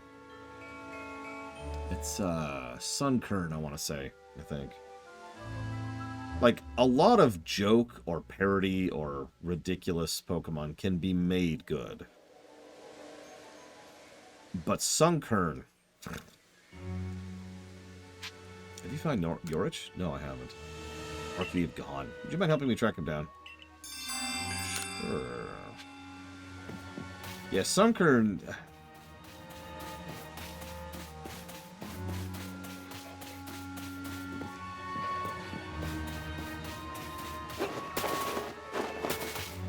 I'm sure someone somewhere has made Sunkern useful. I don't know who or how or when or where, but I'm sure that's a thing.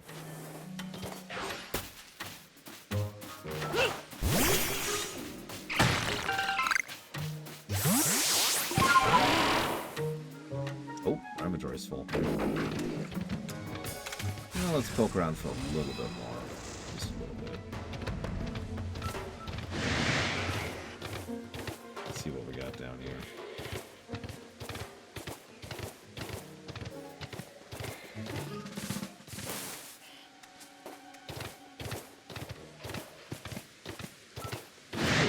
Dusclops. I'm gonna go for one of those. Yeah, no, Magikarp, if you ever heard of cherry tapping, Magikarp used to be a very common Pokemon for that kind of approach or tactic.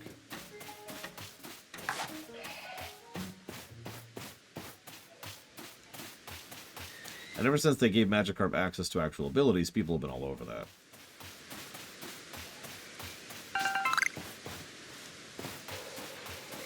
You know, other than Splash. Blipbug. What the hell is Blipbug? It's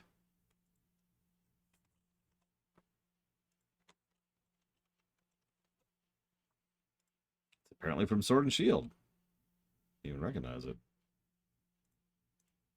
Oh, it's the one that turns into the UFO thing.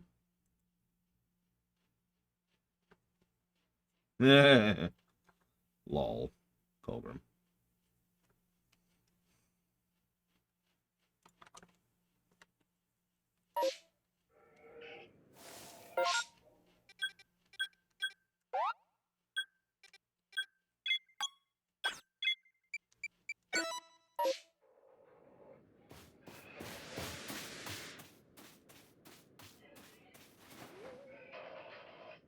I used to say the Rattata strat was my favorite. And then it became so common that everyone knew about it. And now it's just passé. Everybody knows the Rattata strat. Joking aside, when I first heard about the strat, it was relatively rare, and I think it has since entered meme status.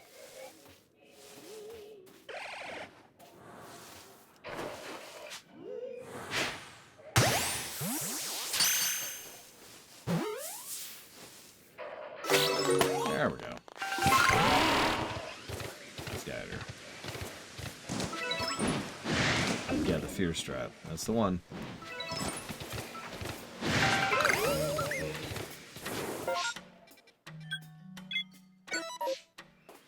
Kamala? No, I haven't heard that one.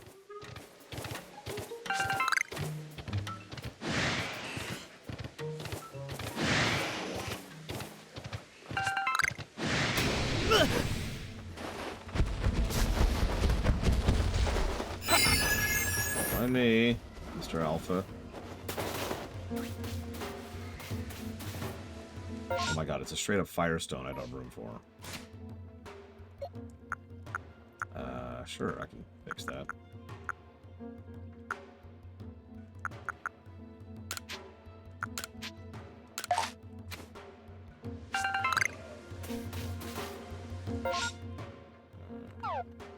It's literally called IPOM Hill. That's funny.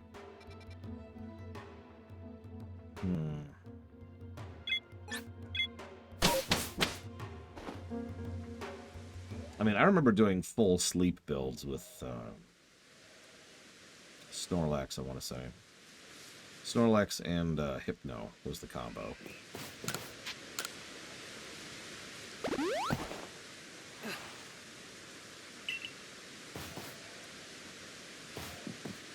With leftovers, of course. So, sorry, the Rattata strat, I forget the exact pieces of it. So I'll just look it up really quick, rather than try to tell you inaccurate information.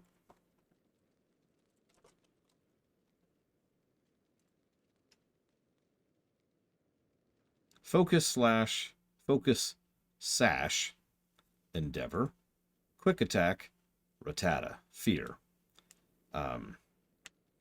So,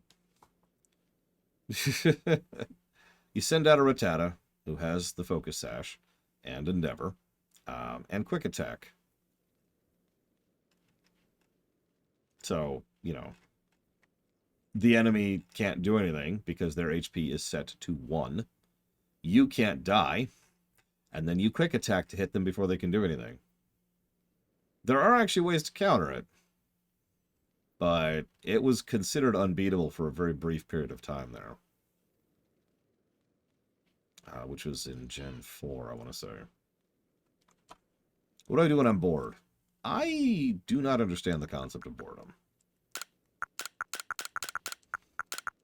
It's the nicest, simplest way I can put that. Oops, I actually want to keep that.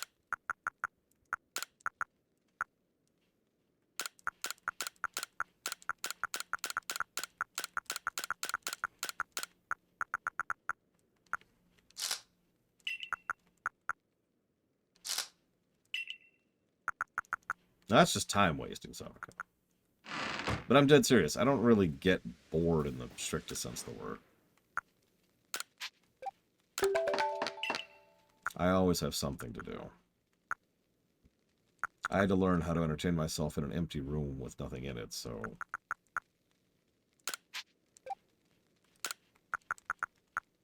Interesting.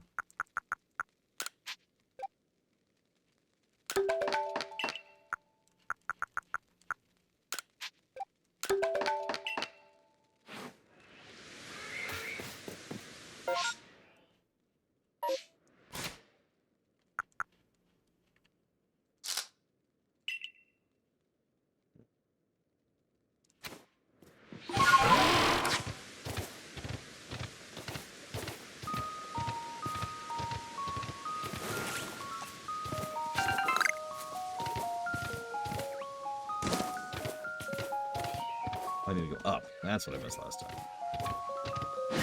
Did I get a Scorpy?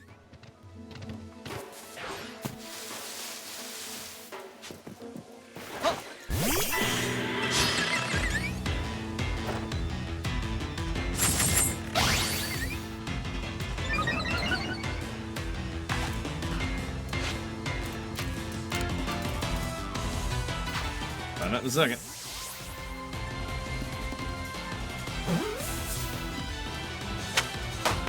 I suppose variety would be my easiest answer to you, Luco. Vary it up. Try other things.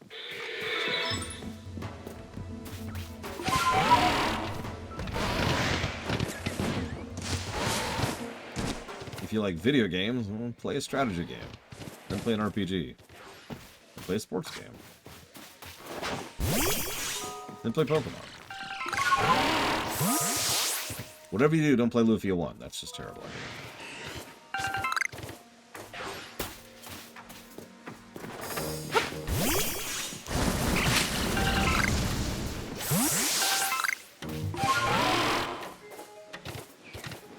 Okay, joking aside, don't play Starfield.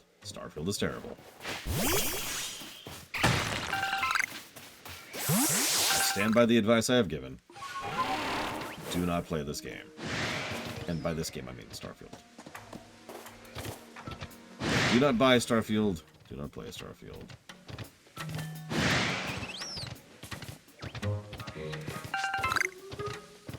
It is my life's mission to inform as many people as possible of the nightmare that is Starfield.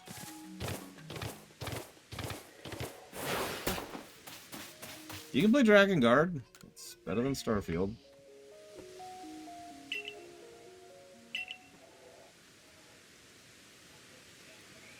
Should you play Secret of the Stars?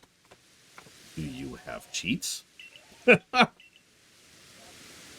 should mention Secret of the Stars is my current worst reviewed game of all time. Barely beating out Devil May Cry 2. What was it, 4? 2.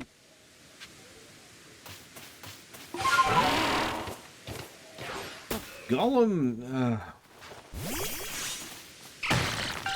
that's going to be an interesting one, I think.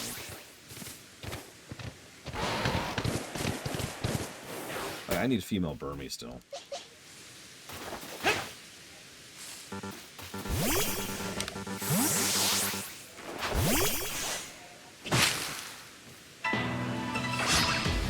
Are you female? Oh. Kill it! That's funny, so.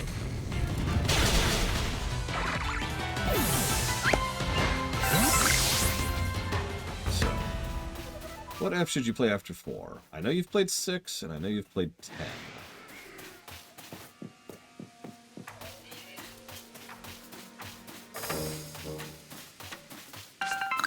Keeping in mind, you and I have pretty different preferences when it comes to video game design.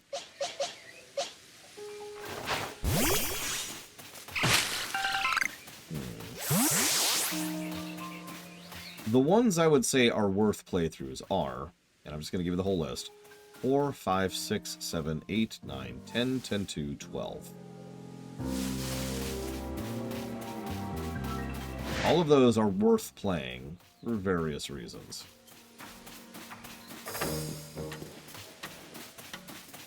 Nine is going to be a bit more aggravating on the gameplay axis, which I know doesn't matter as much to you, but whatever. 5 is going to be lacking on the story axis, but it probably has the best gameplay of the franchise.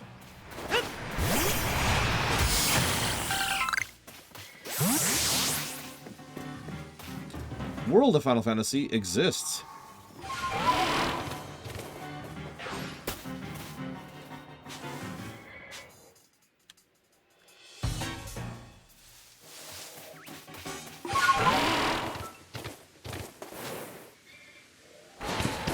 No, that's not the stealth button.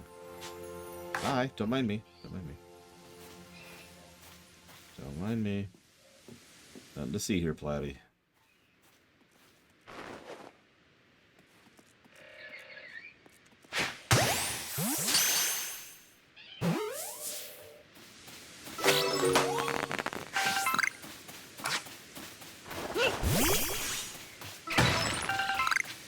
Eight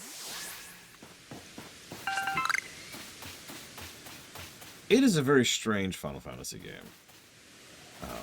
When I first played 8, when it first came out, I hated it so much I didn't finish it, and I didn't go back for years. I know that's not exactly selling you on it, but when I went back and actually started, paying attention, my opinion of it actually went up instead of down.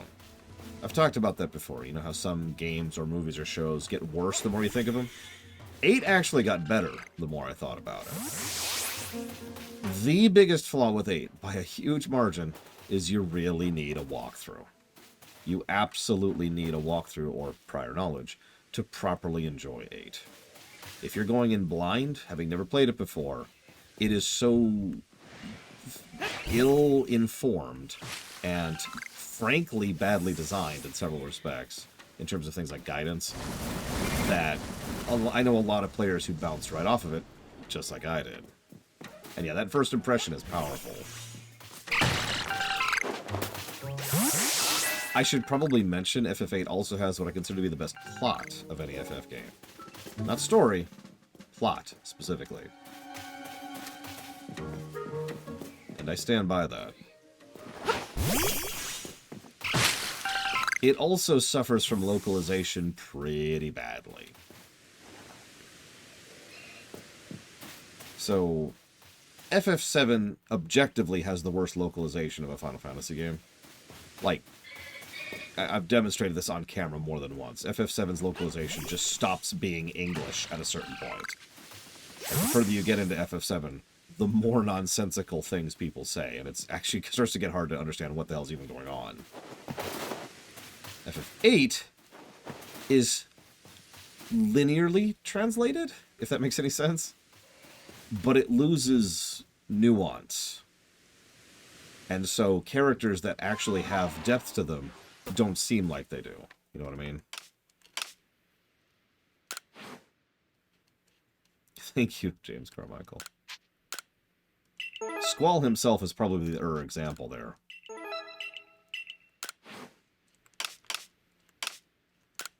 But it's true for pretty much every character. In FF8 is that the characters just are lacking because the localization is very, very flat. You know, the words on the page are accurate, but they are missing meaning, for lack of a better way to put that. FF9, yeah, exactly, Pleasure Snow. FF9 was definitely a step up, actually adding concepts such as dialect and character voice.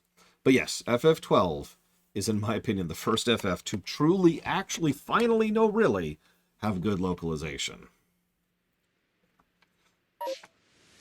And you're probably thinking, what about 10? 10 suffered from a related issue. That's a hand. 10 is arguably a step down in localization from FF9 because they hadn't figured out how to do spoken localization yet. There are other issues related to that, of course, but as I've said many, many times, it's different when you're writing for something to be read or when you're writing for something to be spoken. And a lot of the dialogue in FF10 feels like it was still written by people who are writing for reading rather than speaking, and God, it shows. And yeah, I'm not even talking about the tech issues, which completely hampered 10's performance. Oh, back. But then they got to 12, and they just kind of frickin' nailed it. It's just weird. It's like, hey, here's FF12.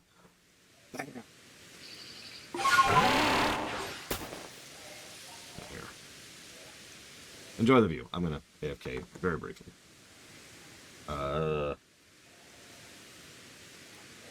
Actually, yeah, Ross. Absolutely. There we go.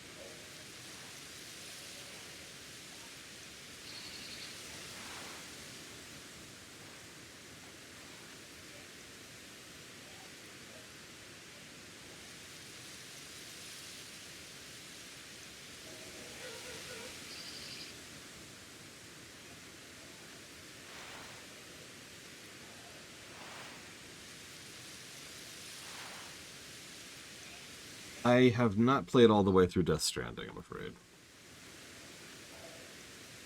Oh, God. Yeah, I don't want to get too much into spoiling FF8 for people who haven't played it, who are currently present, but the game really, really wanted its theme to be about love. Hang on, let me do this cutscene, and then I'll explain what I mean by that.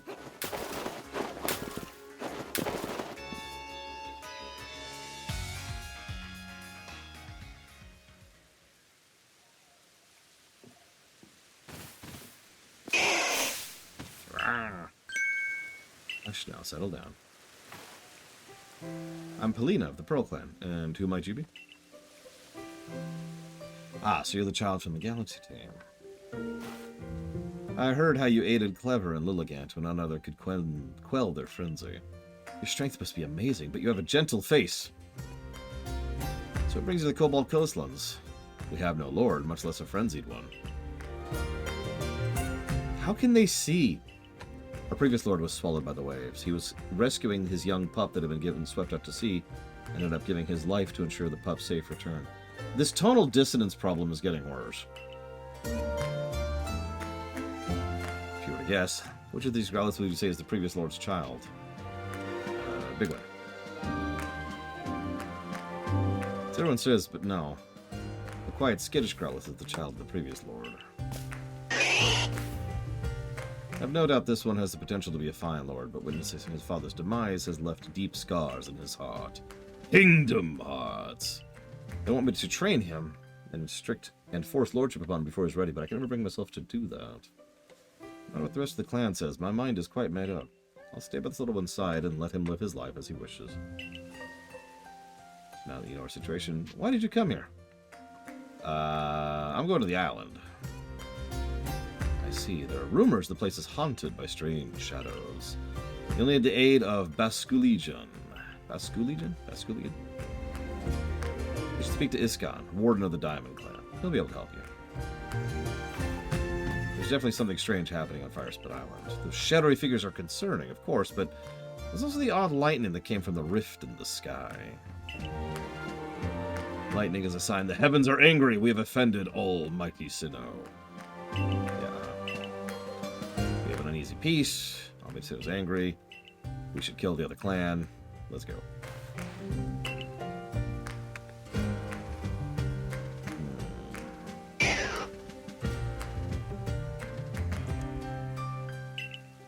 Roar, as they say.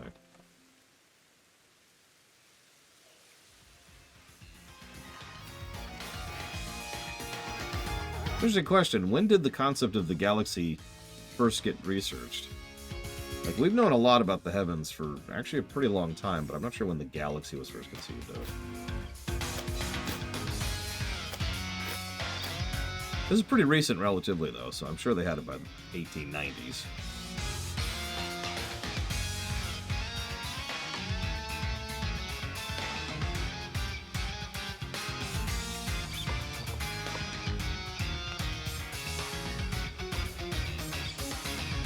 So let me explain the problem with Squall and Love.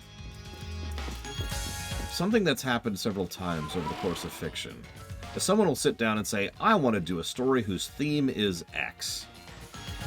We actually had this happen recently with Starfield, the gift that just keeps on giving, although this also happened regardless of Starfield. In almost every case, when you start with the theme, you have trouble filling out the rest of the story, because you've kind of pigeonholed yourself right out of the gate.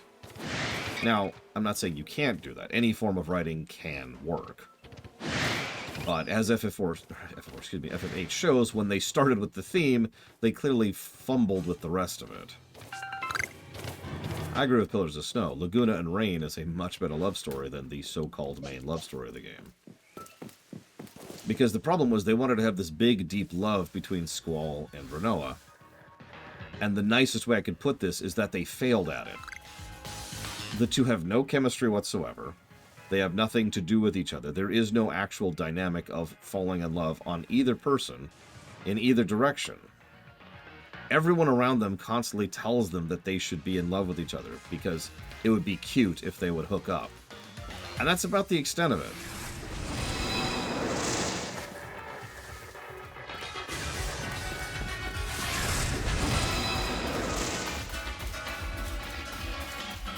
There are attempts at characterization for both characters that happen completely independent of each other. My favorite little tidbit in the entire game is a moment in which Squall has been complaining the entire game about Rinoa. And then she no longer starts talking back to him. And that's the moment at which he decides he is in love with her. Is when she shuts up. Now, I have no doubt they didn't intend it that way. But think about that for 5 seconds.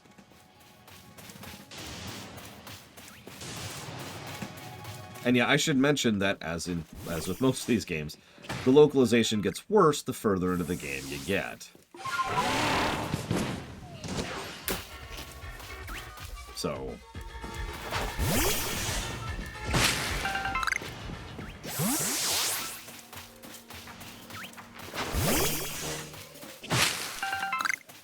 Come on, is anything gonna pop in here? Oh, here we go. Nope, just a bunch of Paris, still. Now, if you can jump over that hurdle, like I said, Squall has... Yeah, it did. I agree with that, Red 36. In fact, actually, I believe we were using that as an example during the Starfield run. Last of Us 2 is another example of a game where they started with the theme and they failed miserably. If you could jump over that, again, FF8 is actually kind of a brilliant game in the way it's constructed, and the way you can just kind of break it in half over your knee. I do legitimately like the core combat. I like several of the boss designs. I enjoy a decent amount of the dungeon designs, and I love the customization with the junctioning system. I couldn't think of the damn name. Go over here.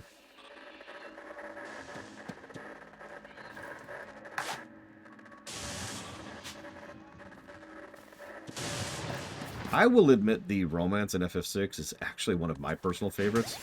We talked about that during the Dragon Age Origins run, that might be a triple positive romance. And I mean that. That's not FF6 bias, it's just really solid. I don't know what you want from me. FF4's comes close to being perfect. The biggest problem with FF4 is that they don't do anything with it. It's there, it's cool, and then that's it. Nothing's spawning, so we're just gonna move on.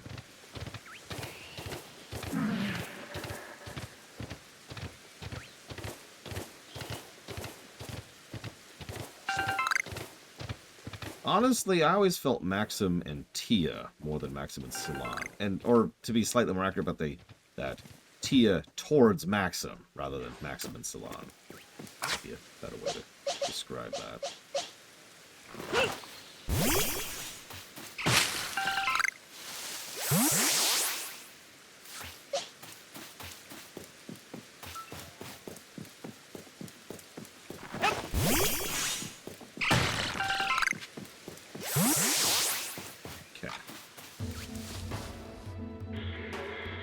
Yeah, Rosa needs to be a character. That really is the problem there.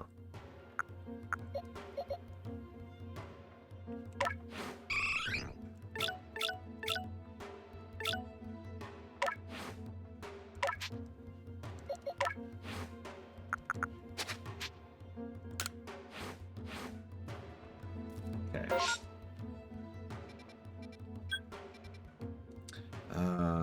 Let's do this. Alright, 1 second. The Love Runner. I mean, I'm gonna be really, really blunt for a second. If you want to see how I like to see relationships written, go watch RFF2.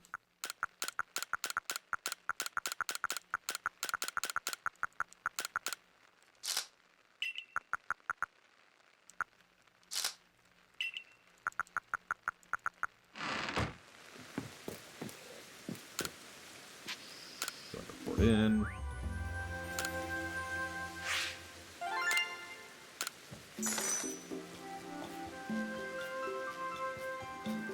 No, that sounds about right, Ross.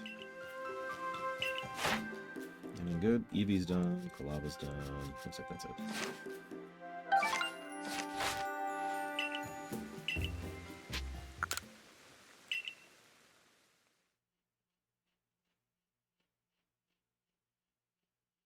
I mean, I don't think Lex would take them seriously at all, except as a resource to utilize Zactaft.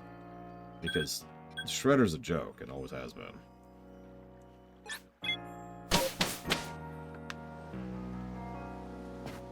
The Mirror of Truth scene was legit. I will give Lufia 2 that. Absolutely.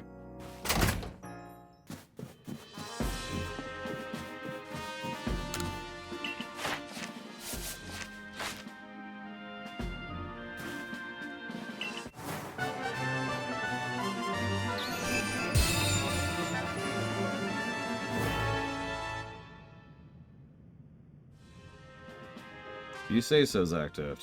If you say so. I think Zactaft's crazy, everyone.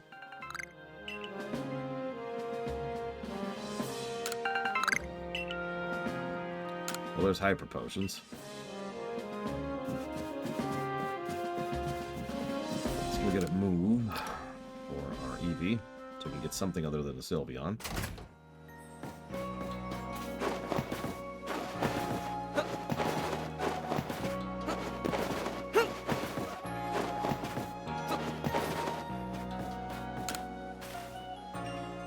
Probably Van Falkenstein.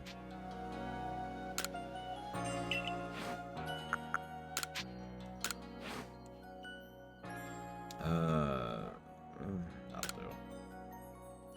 Well,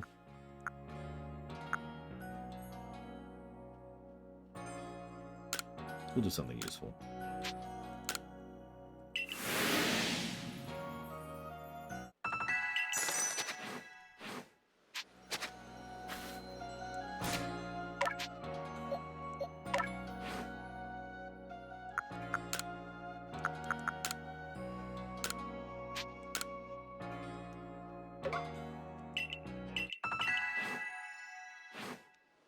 Save, just to make sure I didn't screw that up. Save again, which is me screwing up.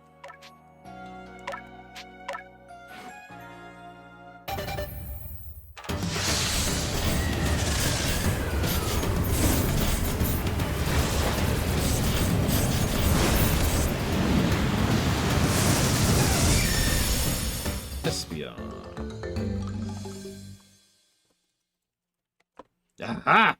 Thank you, Arceus.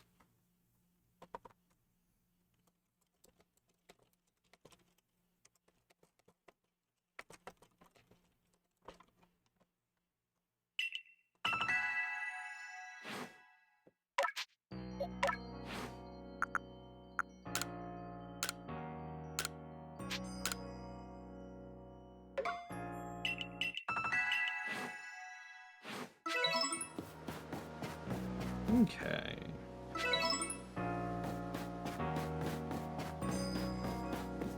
You might also just be tired, Luca, or sick, or have other things in your mind, or be stressed, or have diet issues, or have exercise issues. I talk a lot about interlocking game design. Life in general works that way. There's a lot of aspects of life that can have a knock-on effect on other aspects of life.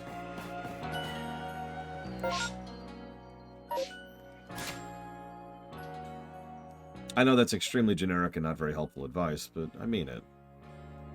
For whatever that's worth.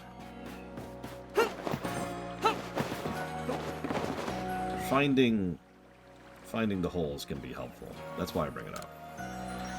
Only you know what you do every day. You know what I mean?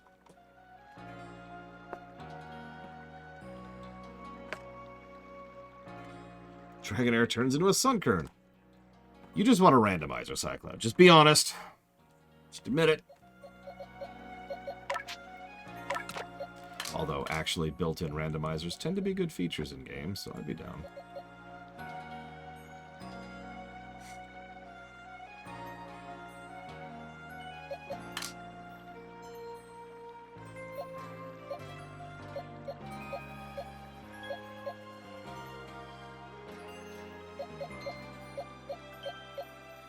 Somebody do me a favor, look up when Haunter evolves from Ghastly real quick, please.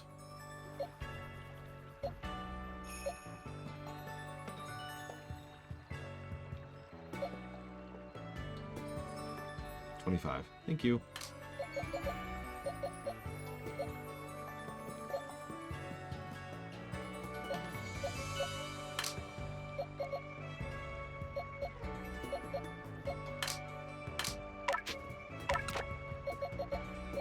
I've played such a randomizer of Unfalkenstein. It's not actually that great. I stopped playing it. I prefer different types of randomizers. Oh, heck. Okay, so you I want to be my Sylveon. Your happiness, your 34, your 25.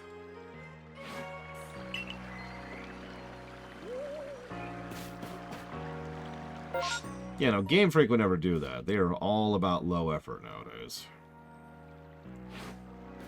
I have not. I have tried a proper randomizer of Ocarina, and I kind of hated it. Which was really shocking to me, considering how much I love LTTP randomizers. That was not the outcome I was expecting.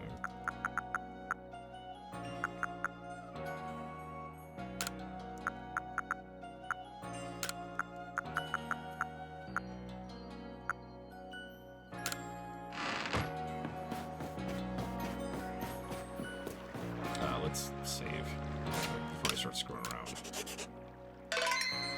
It's true. I hate Ocarina. No, the problem is, in LTTP, this is also true with Super Metroid's randomizer. In LTTP, if you're trying something out to get a couple items to see if that's a valid path to progress, it takes you 10, 20 minutes tops.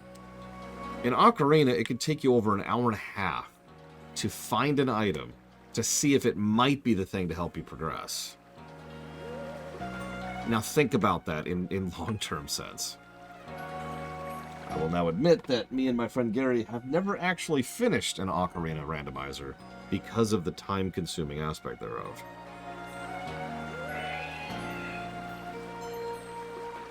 Oh, I do gym challenges all the time, Bruce.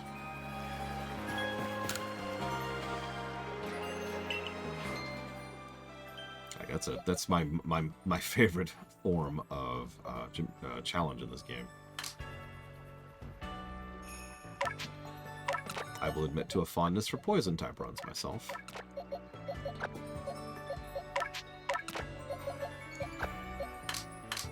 Okay, so I want... what do I want? I want some of my Eevees, first of all.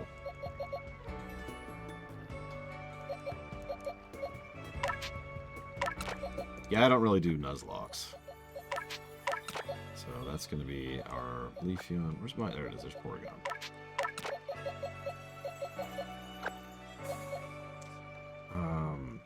What else did I just grab?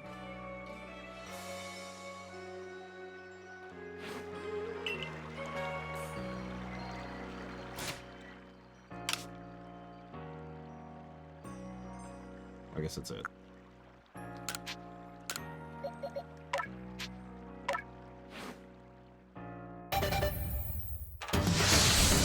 $48 million, Saber for Life.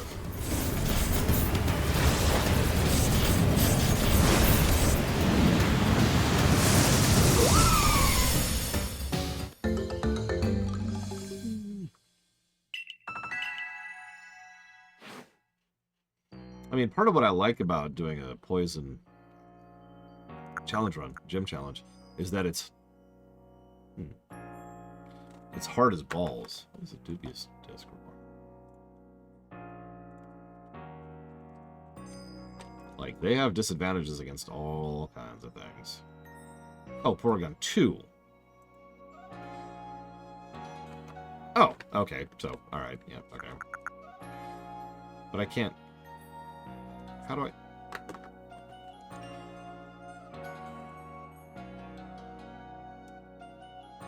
Oh, I need an upgrade. Okay, got it. Okay. I've never actually done a bug run, to my knowledge. Or if I have, I don't remember it. I might have. Why is my scarf dying? Why did you die? Explain yourself.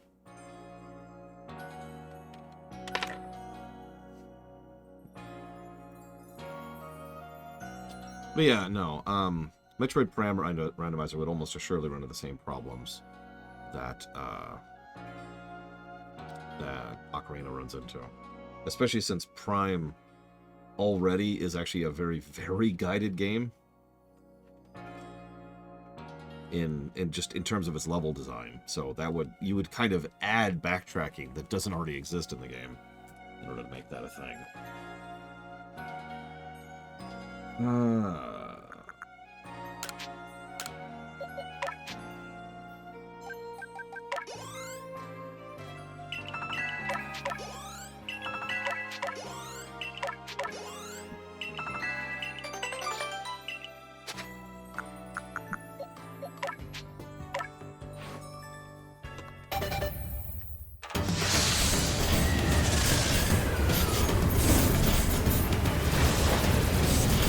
Yeah, I feel like Dread would have the same issues.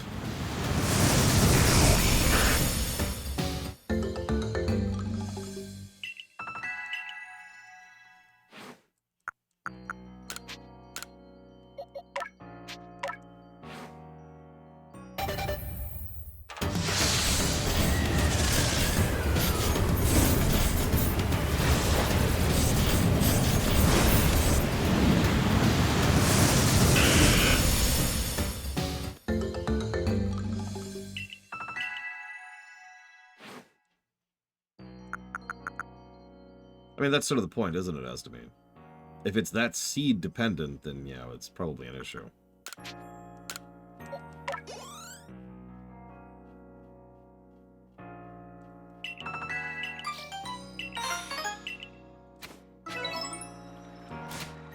Yes! Yes, it is, Tomb Raider. God, yes. Speaking of, let's put Ancient Power on you.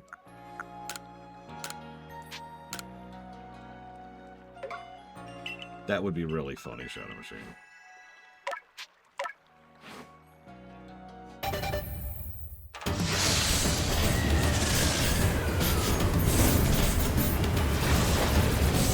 One of these days I need to play the FF6 open world randomizer.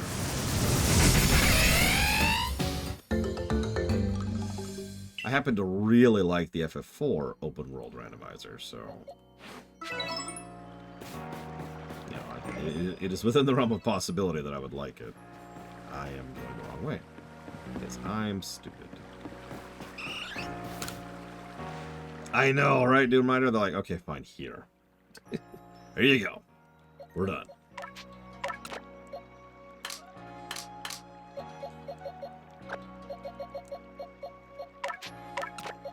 Add you to the Eevee pile.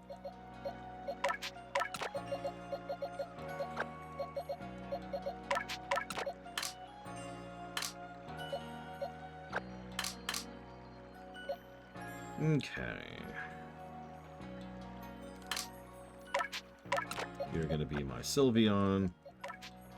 You're going to be definitely not parodied in Our World. You're going to be a Snorlax. Got room for 2 more. You're a level. You're a very high level. You're done. So, go away. Yeah, just sit there. Lamau is a level. Burmy is really low level, so let's go and grab that.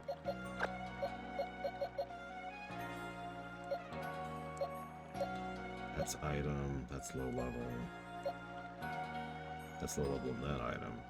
I've been enjoying it. It's certainly got its rocks in the shoe, to use my own terminology on the matter. But I've been enjoying it for what it is.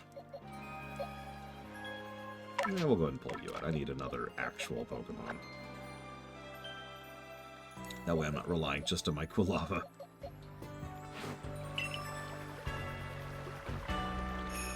So, if I could combine 3 franchises into one huge franchise, what would they be? Star Wars, My Little Pony, and Pokemon. I am joking. Agreed as to me. It's one of the reasons I'm hopeful for Legend ZA, because it is within the realm of possibility that Legend ZA will be this, but better. It is also within the realm of possibility, but that Legend ZA will be this, but worse.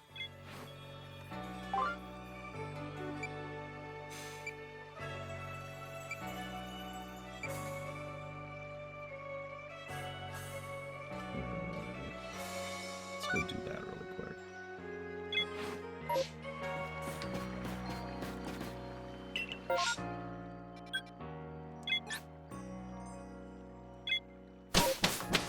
Okay, so real talk now. Combine 3 franchises.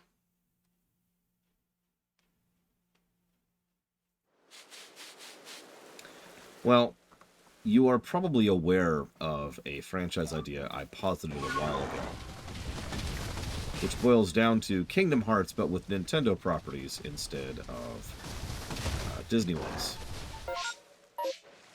So, Mario, Zelda,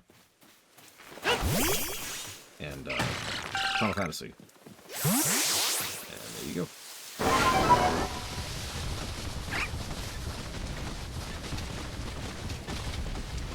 I legitimately think that would be good.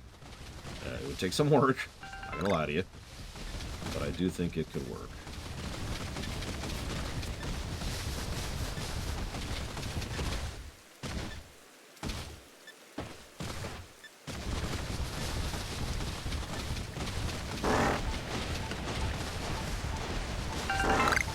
God, it's so weird. So for those of you who don't understand how this works, he moves faster when... I said this earlier. He moves faster when he's going towards his destination. But he also becomes, like, harder to steer when he does that. And there's also, like, a stall period in between when he switches speeds. So you, like, lose control for, like, a second as he switches up or down his speed, respectively. Like, right there. That just happened right there.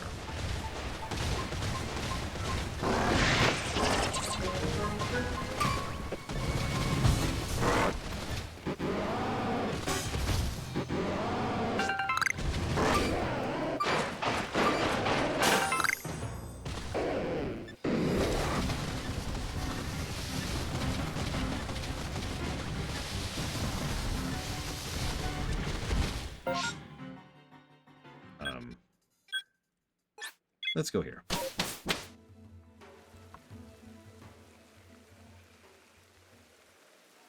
I agree with MLP and Star Trek, by the way. That is actually surprisingly fitting. There's already plenty of weird aliens in Trek, so we already have animated Trek.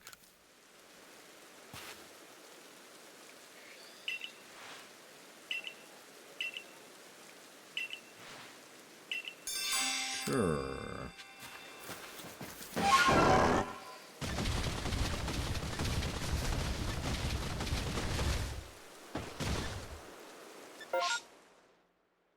Oh, Twilight would love to attend the Vulcan Academy of Sciences.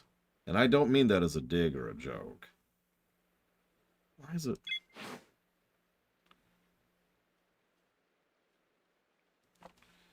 One second. 38. Good thing I have a list of all these.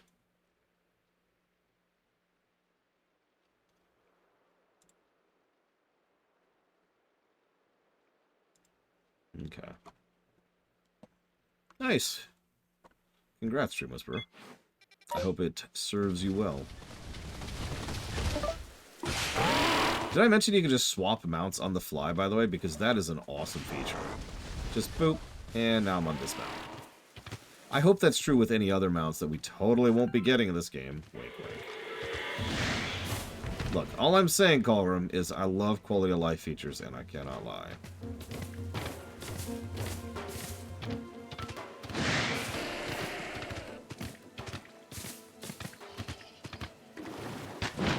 That's why it's so weird when there aren't any.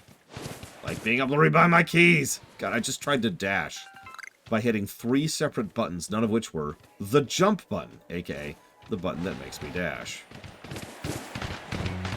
Damn it, game. Work with me here.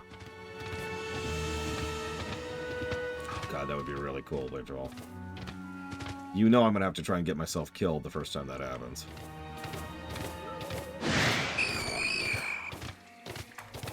Ralts. Do I have a Ralts? I don't remember having a Ralts. Let me make sure I have a Ralts. Ralts.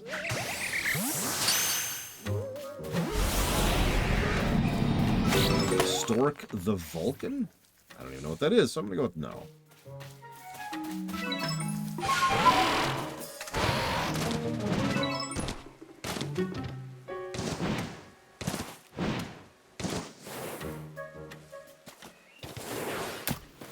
Nothing to see here. Nothing to see.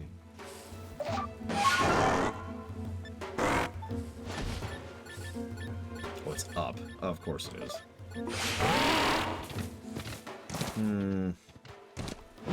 No, the Foot Clan would probably be more useful as, like... I guess that is kind of a distraction, but you would send the Foot Clan after stuff that you don't really care about, that you don't really care if they succeed at. They would tie up people, make people feel happy, useful. Give the heroes something to do. But also, you know, give the people a sense of being protected by those heroes. It would be win-win-win. The Foot stay in business. The heroes stay in business. The people feel protected.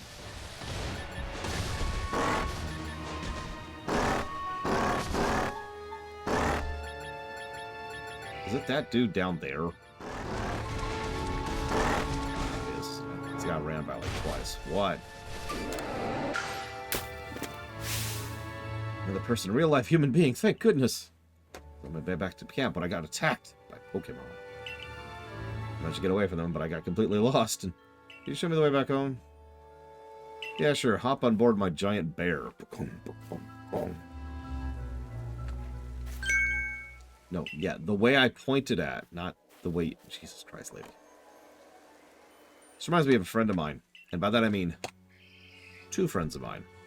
Both of whom have the exact same problem. They cannot tell their right from their left to save their lives.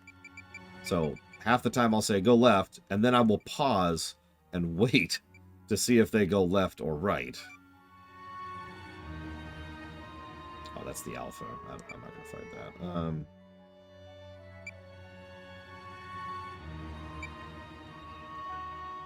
They've got about a 50% chance of getting it right. Or left.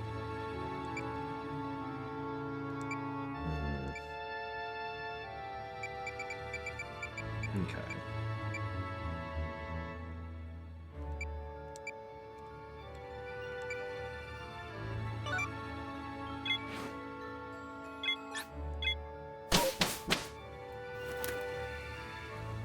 Oh, actually, I have seen that one. Yes, Arceus. No, it's something about the brain. It's a form of dyslexia, which is funny because I actually have a form of dyslexia too. Just not that one. It's... I don't want to say it's common, but I've heard about it plenty. And like I said, I know several people personally who have that can't tell their left from the right thing.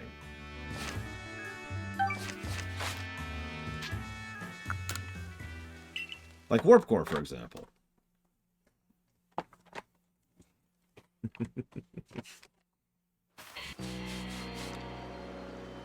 See, I feel like Twilight would want most to do all the branches of Starfleet.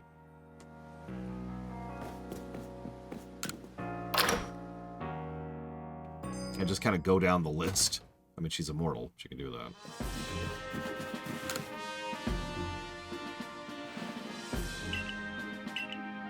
What is still new, and she's a bit flighty at best. Sure.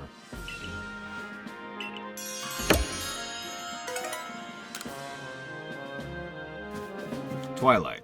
What did I say? I meant Twilight. I'm pretty good at interpreting left and right to the person's left and right. But I'm just used to that. I've been giving directions for years at this point. With some of my friends, it's gotten bad enough that rather than giving directions at all, I just say warm or cold. They can interpret that pretty well. I can't do that. That's the alpha. Let's do that really quick. I should be able to do that. But first, let me say thank you to Warp Core. Even though you can't tell left from right, at least you have a planet.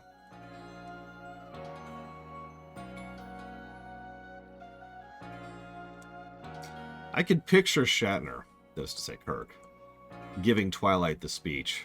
I really can. How we deal with death is at least as important as how we deal with life, wouldn't you say? As I said, it didn't occur to me. Something to think about.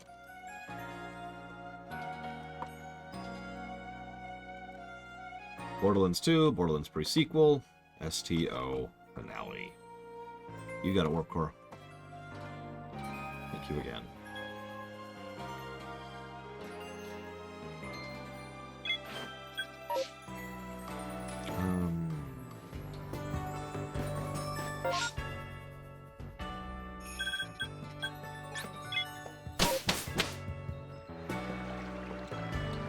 I don't think Borderlands 1 is on the list, and I hope to God nobody ever adds it.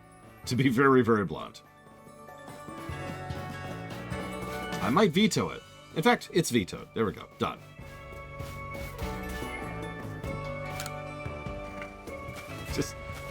Let's just...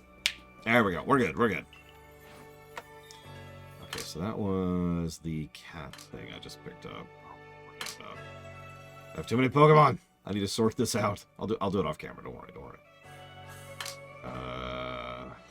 I know I have a filter, but I refuse to use it. You.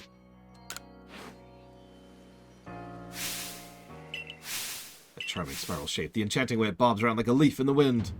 Simply remark. It's also a cat. This little meow is adorable. Have you got attached to me, kitty? Oh, the dilemma Pokemon are scary, but this one and I will just get along. Oh god, it scratched me! No!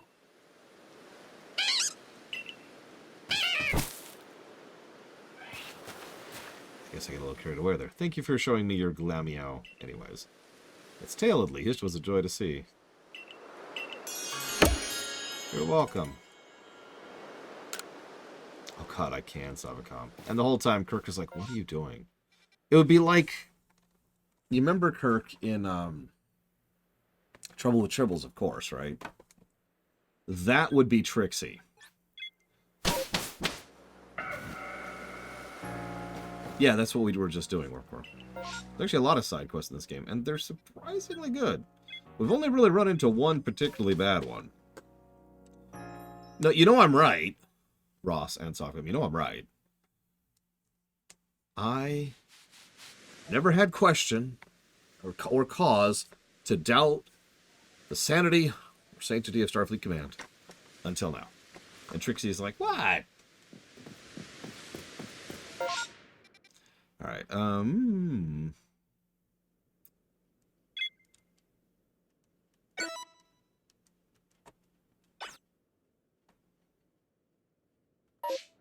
Oh god, Fluttershy.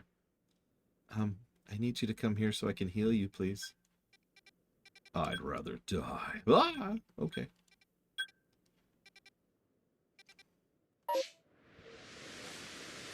Yeah, I found these cute little... Trixie would absolutely fall for Tribbles and have no idea how dangerous they are. And all the problems that would ensue from that.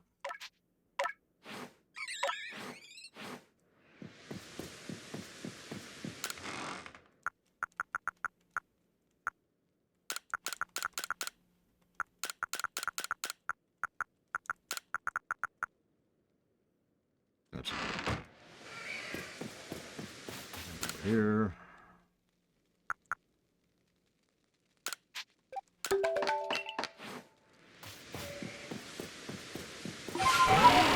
Okay, on with the plot.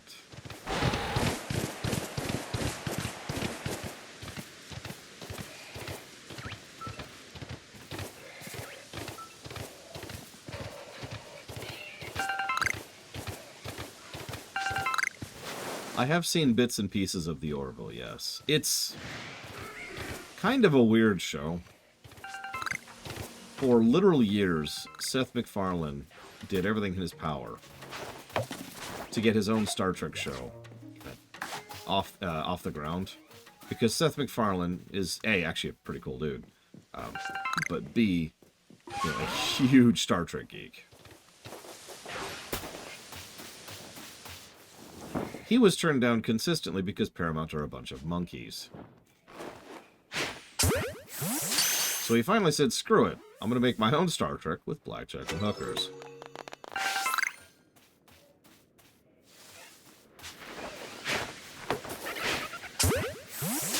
The problem was, Seth MacFarlane, while he does have some sway within Hollywood, is most known for his comedy stuff. So it was mandated to him that he has to actually make it a comedy show. So the first several episodes kind of suck, in my opinion.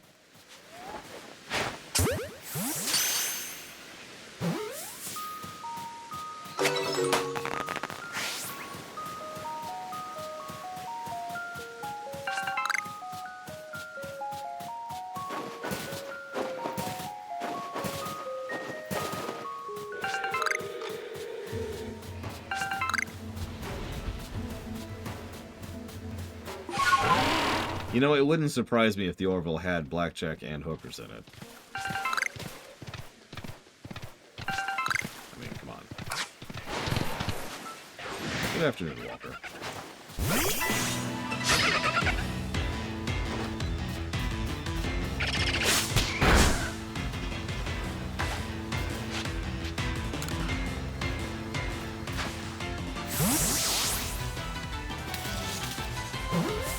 Yeah, that's why I said it's kind of a weird situation, PM Triox.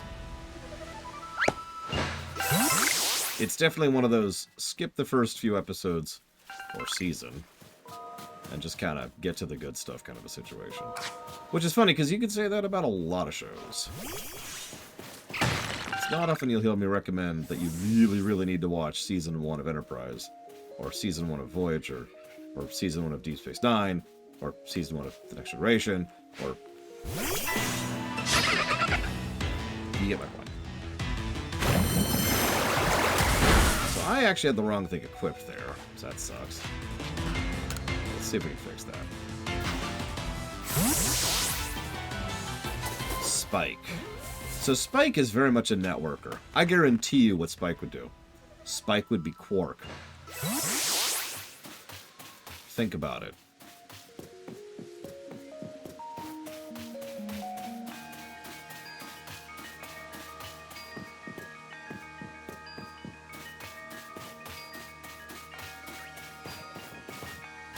Go ahead and get some heal on, shall we?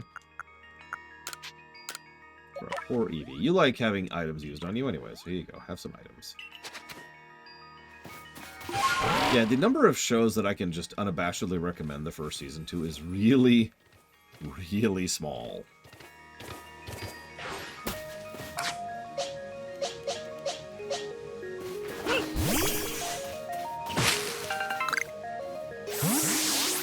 There is Justified. Season 1 of Justified is pretty good. Breaking Bad, yeah. Technically TOS, although TOS is kind of a weird case. But it still counts.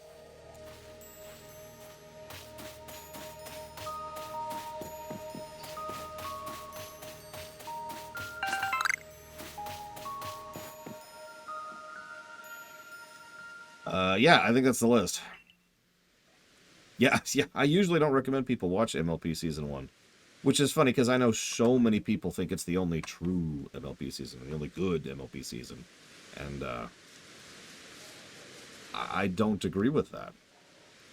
How's your plate hunting going? So, I guess. No need to be humble. I see you've already got your hand on 4 plates. You gain plates when you quell frenzied nobles, and when a great Pokemon recognizes you as worth bearing. Isn't that right? The way you've been collecting those plates reminds me of the ancient hero. One said to have battled against almighty Sinnoh. I've been wondering. 10 Pokemon that are said to have followed the ancient hero. Their powers are supposed to have come from the Sinnoh himself. Why would they seek to challenge the hero, or the Sinnoh? Maybe we'll get the answers when we get all the plates. Let's do our best to find more, but please don't overexert yourself. I'd hate for something to happen to one of the guild's loyal customers. I've never bought a damn thing from you. And I never will.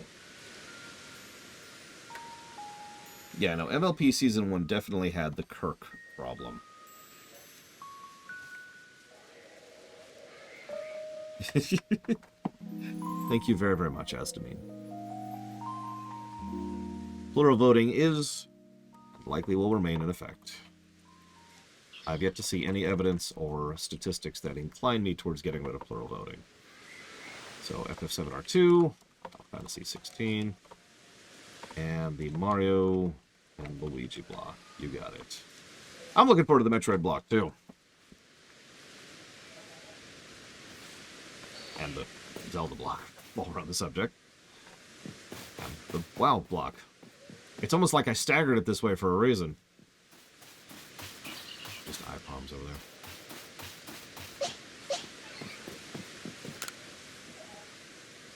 I have a visitor. I'll be right out. Oh god, it's Fluttershy.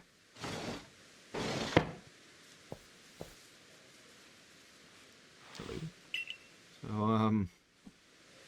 it actually isn't, Ross. I agree with you. In fact, you may or may not remember this, Ross.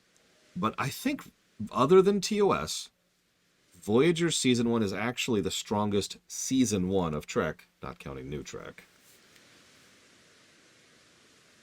Now, it's still not very good. I'm just gonna lay that out. But, like, really think about the other Season 1s for a second. Hello, Iskin. Yeah, I have the flute. Yeah, I'm Lord Runner. Yes, I'm here to talk to you. Sudden visits give me quite a shock. I hope you'll give me advance notice in the future. Why are you here? I need Basque Legion's aid. So you want to go to Firespit Island? Well, if you insist, you'll need the favorite snack. That should help him warm up to you. It's difficult. It's more like an impossibly high hurdle. It's just impossible if I'm being honest. How so? You have to write the have no materials, but then the next part is something I can never manage. But you need to catch this Pokemon that appears at night. Which Pokemon? I don't want to know. You really don't value your own life, do you? It's just a Pokemon. Oh, Dusclops. Yeah, sure. I actually already have one of those, as it happens. So the materials for the food have to be imbued with flavor by Dusclops' Dark Pulse. Okay. Done. What else you got? Is everyone on Team Galaxy like you? No. No. Pokemon I need has only one eye and can be found wandering the Deadwood Haunt. Deadwood Haunt is... Yeah, okay, I know where it is. I've actually already caught one!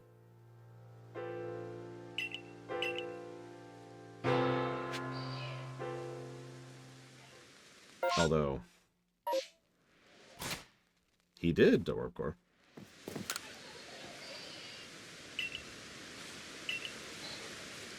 I have to have it on me? But... Really, game? Okay. Can the Metroid formula be applied to Zelda? What do you mean? I'm sorry. Game Tricks. Woo. Come on, controller. Here we go. Work with me, work with me.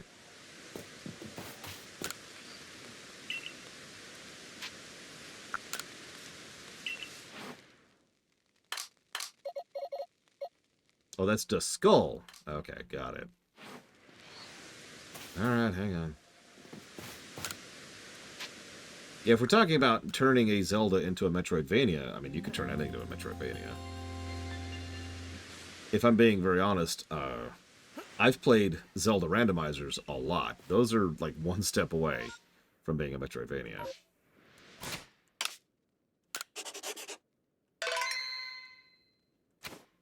So, if that's what you mean, then yeah, absolutely.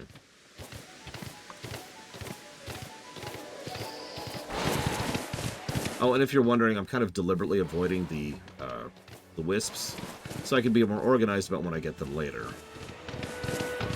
That way I don't have the same situation I had in the swamp, where I was missing one freaking thing.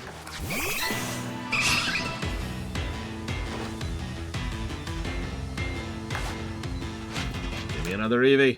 Give me another Eevee! Give me the Eevee. Thank you.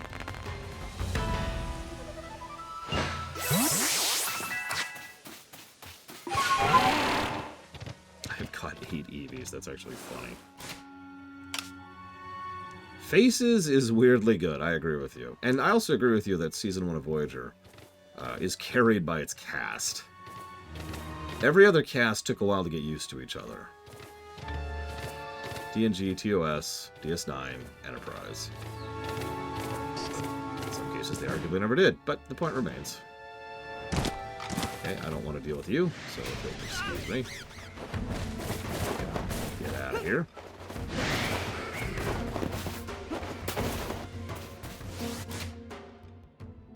Wrong button. Button. There we go. Nope, I'm going the right way.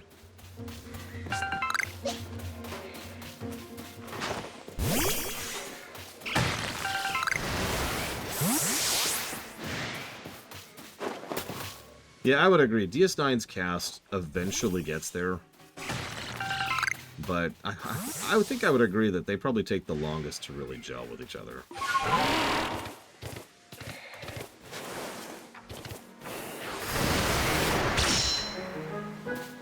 A good example of that is Connor Trenier and... oh my god. T'Pol.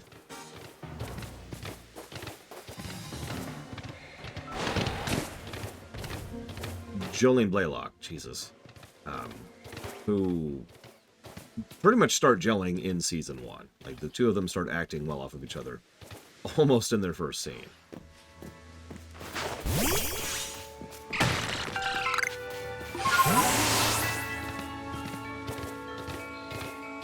Well, yeah, early DS9, I was talking about this with Ross. Early DS9 really had an identity issue. Didn't know what it was doing or how it wanted to do it. So, I think they leaned on Kira so hard because she was a Bajoran. Effectively for no other reason. And that seems obvious, but I also think they failed at it. It's kind of surface level, you know what I mean? Because all they really did was, damn those Cardassians, and the occupation sucked, and that was it. No other layers there. Yeah, O'Brien is the only exception, and, I mean, come on, Colmini, right? Oh yeah, Religion, which was also Kira, while we're on the subject.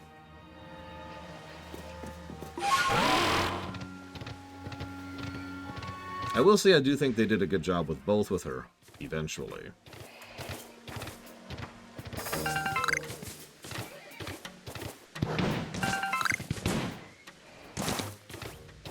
Well, interestingly enough,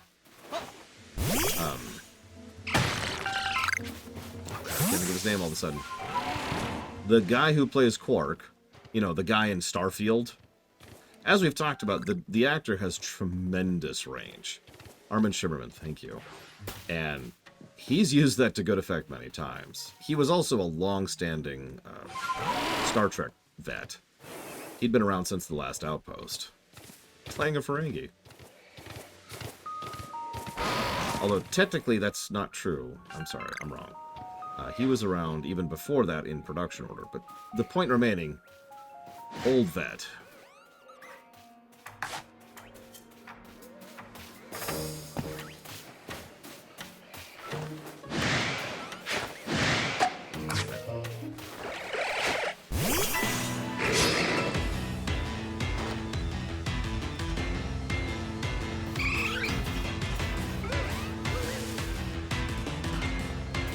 That's a level 40 mob. Okay. Oh yeah, no, Armin Shimmerman's a great guy. Most of the Trek alumni are great people. Damn, first try, I'll take that. And then there's the rest of the Trek alumni. I can't believe that worked. This is making up for all those buoy zills I never got. I'm just gonna run.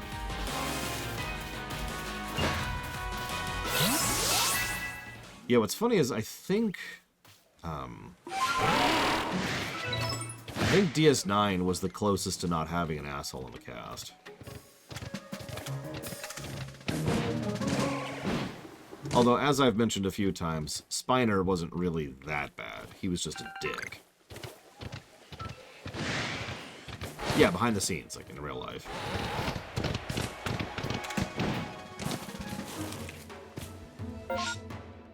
Yeah, Shatner, Spiner, Beltran.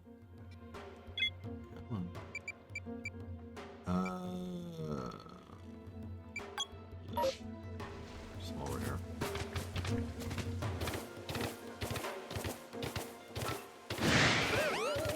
On Enterprise, it was Bacula. He was kind of a Spiner situation in that he was just kind of unpleasant to work with.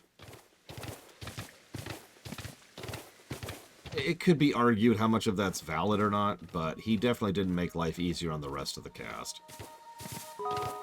It's kind of the same thing that happened with Kate Mulgrew and Jerry Ryan.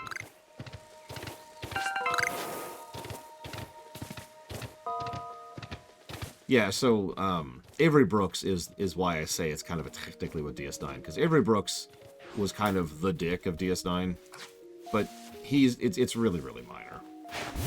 I hesitate to even mention it in his case.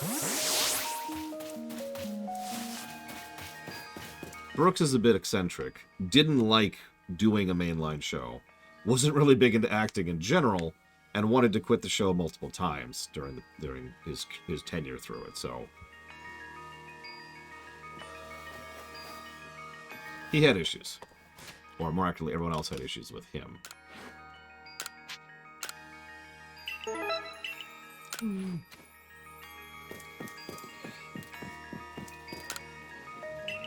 Yep, I brought you the actual Dusclops, somehow.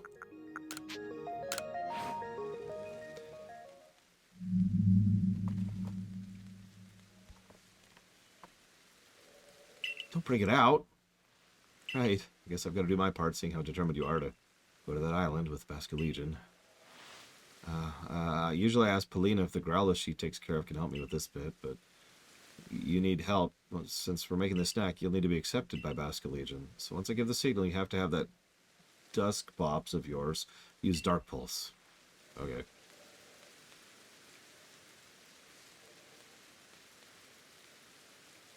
So the nice answer there, Savacom, is because he was black. No, it's too frightening. Could you get a grip, dude? Now, I don't want to dismiss Avery Brooks. I actually like his acting. I think he did some really good stuff with DS9. But it was an interesting situation. Yeah, they wanted to be as not Picard as possible. It's actually also part of why Janeway is female. Although, they screwed that up. Pretty hard. Dark Pulse.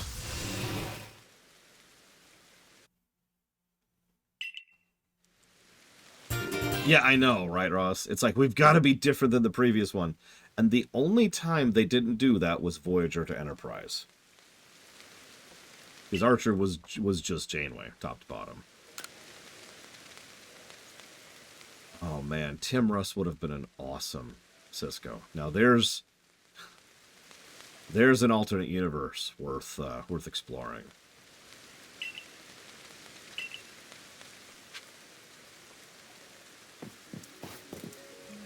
I happen to be a really, really big fan of Tim Russ, so.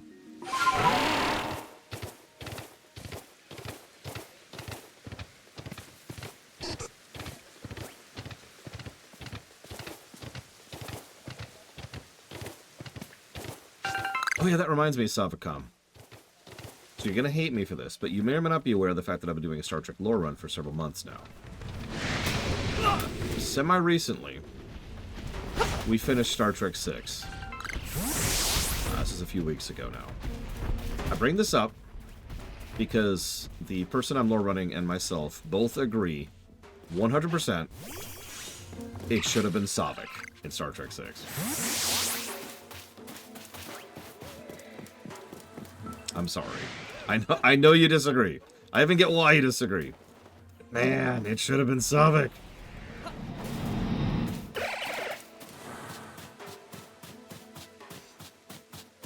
I just thought that was funny. So the way that it came up, I didn't preface it. I didn't say this used to be Savik. No, the idea was that have I got a seal yet? Whoa, hello, hi. The way it came up was we got to the scene, you know, the one, and they, independent of me, were like, "Oh my god, who is this rando and why do I care about this? And I felt the need to pause and explain. And then I rewound the movie and replayed the scene where she's introduced. And there's 2 lines which are out of place, don't fit with the script, and you can tell were recorded later because the audio quality is different, the lighting quality is different. It's when they cut to Spock and he says, Valeris graduated at the top of her class. You remember that little tidbit? It's like this weird cut, and then it goes back to the original scene. And you could tell they slotted that in when they changed her from Savik. It's really obvious if you're looking for it.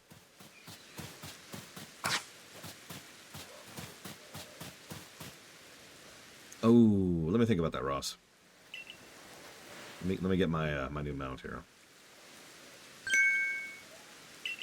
Hello, Iskin. Pure evil, muah. Or, sorry. They said we shouldn't be seen together. I'm sure Lorana can keep a secret. What are you dating? Oh my god, they are. And she's Pearl and he's Diamond. I see. In that case, let me summon Basque Legion.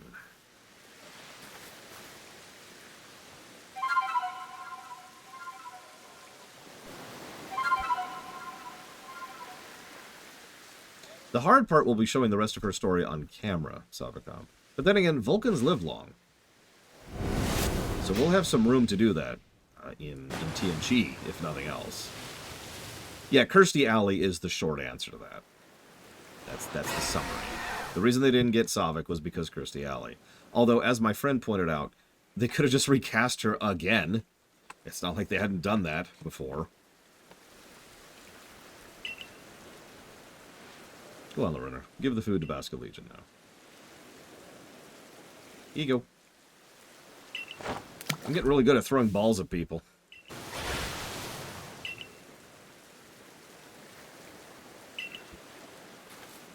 Thank goodness. I was a little worried whether Basque Legion would accept this flavor. So you should let Basque Legion hear you playing. Yeah, sure.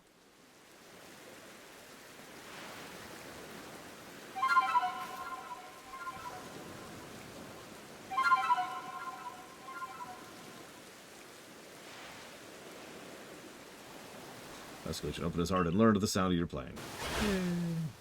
Mount get. We can access the Walta. And we got a splash plate.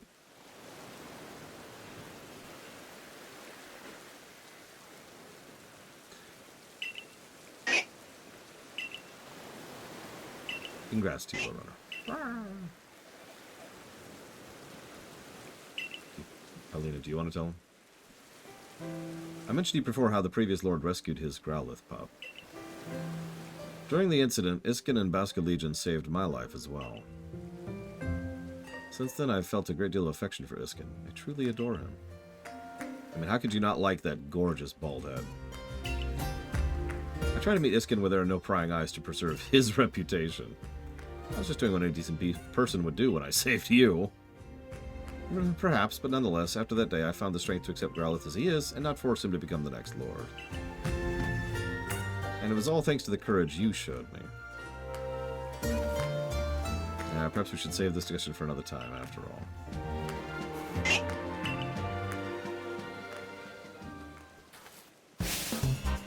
I bring good luck to my sisters wherever I go, and ill luck to anyone who crosses our paths.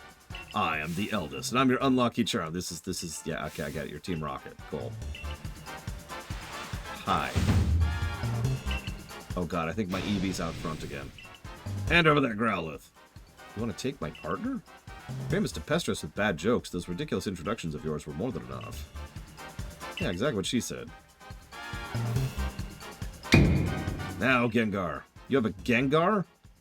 You have a niece stealing your bed? Hey, what are you doing? What are you doing?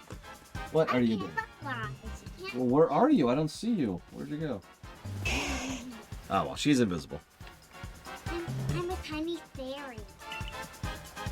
Thanks for the Growlithe food. We three can't live the kind of lives we want because of narrow-minded groups like the Diamond Clan. Yes, I hear you. I have to finish this cutscene, okay? Can I get a hug? It's dinner time. It's dinner time! Come on, let's finish this cutscene. Okay. If we want to live freely in the land of Hisui, we need to have powerful Pokemon on our side. The score is up to date, Raven King. Don't worry, we'll make sure this pup grows up nice and strong. We'll even make him a lord for you. Let's take the mutt to our camp and get to work! No one will bother us in a place so miserably hot. A little bit of fire on it. Yeah, you have a Gengar. Why do you need a Growlithe? Why do they need a Growlithe? I don't know either. I think it's because they're very stupid. They're so stupid. Why are they so stupid? You're so hot. Yeah, I'm sorry. Here. Is that better? What should we do? This is an emergency. You see, I've never actually had my partner battle before. Please, help us, help us. That Growlithe is very dear to me. Please save him. They said they were going to a place where nobody bothered. Yeah, I caught it. It's Fire Pit. Yeah, I got you, dude. It's cool. Let me go kick their asses. Why does he call him Fire Pit? Because it's Fire Pit Island. Any questions? It's not Fire Pit Island. Well, they're not there yet. But right there. There's... Hang on, I'll show you the island really quick, and then we'll go up for dinner, okay? Okay. Okay, so, first we gotta get in the water. There we go. Have to get in the water. And of course we have a double jump. A double jump. What is that? I don't know what that is. I should recognize that, but I don't. Let's catch it! We missed it. No, I think we got it. Did we get it? Did we get it? Did we get it? We got it! It was a Mantike. Yeah, mantiques are real. Well, apparently. They kind of look like dolphins, but they have... Go ahead and hit up. I'll be right up, okay? Wait, what about there? I don't see anything. It's just us. And the endless destruction of the water. What's the fire? Is this where we supposed to go? There's no fire on this island. But there's a Togetic. Ooh, I haven't even seen a Togepi yet. what's a Togepi? That's something I really want to go grab. So I'm gonna go grab that really quick. What's a Togepi? It's a very cute egg Pokemon. You found one? I think so. Find out in a second. No, it ran! Got him. That's a Togekiss, or Togetic, excuse me. And it ran. It ran! No! Get it! It's gone. It's okay. Go upstairs. I'll be right up. Find it and then catch it. Okay, you got it, kiddo. Well, you heard her. Now I've got to find a Togepi. And catch it. But for now, it is apparently dinner time. So, tomorrow, hopefully actually at 9, I will see you guys for more of this.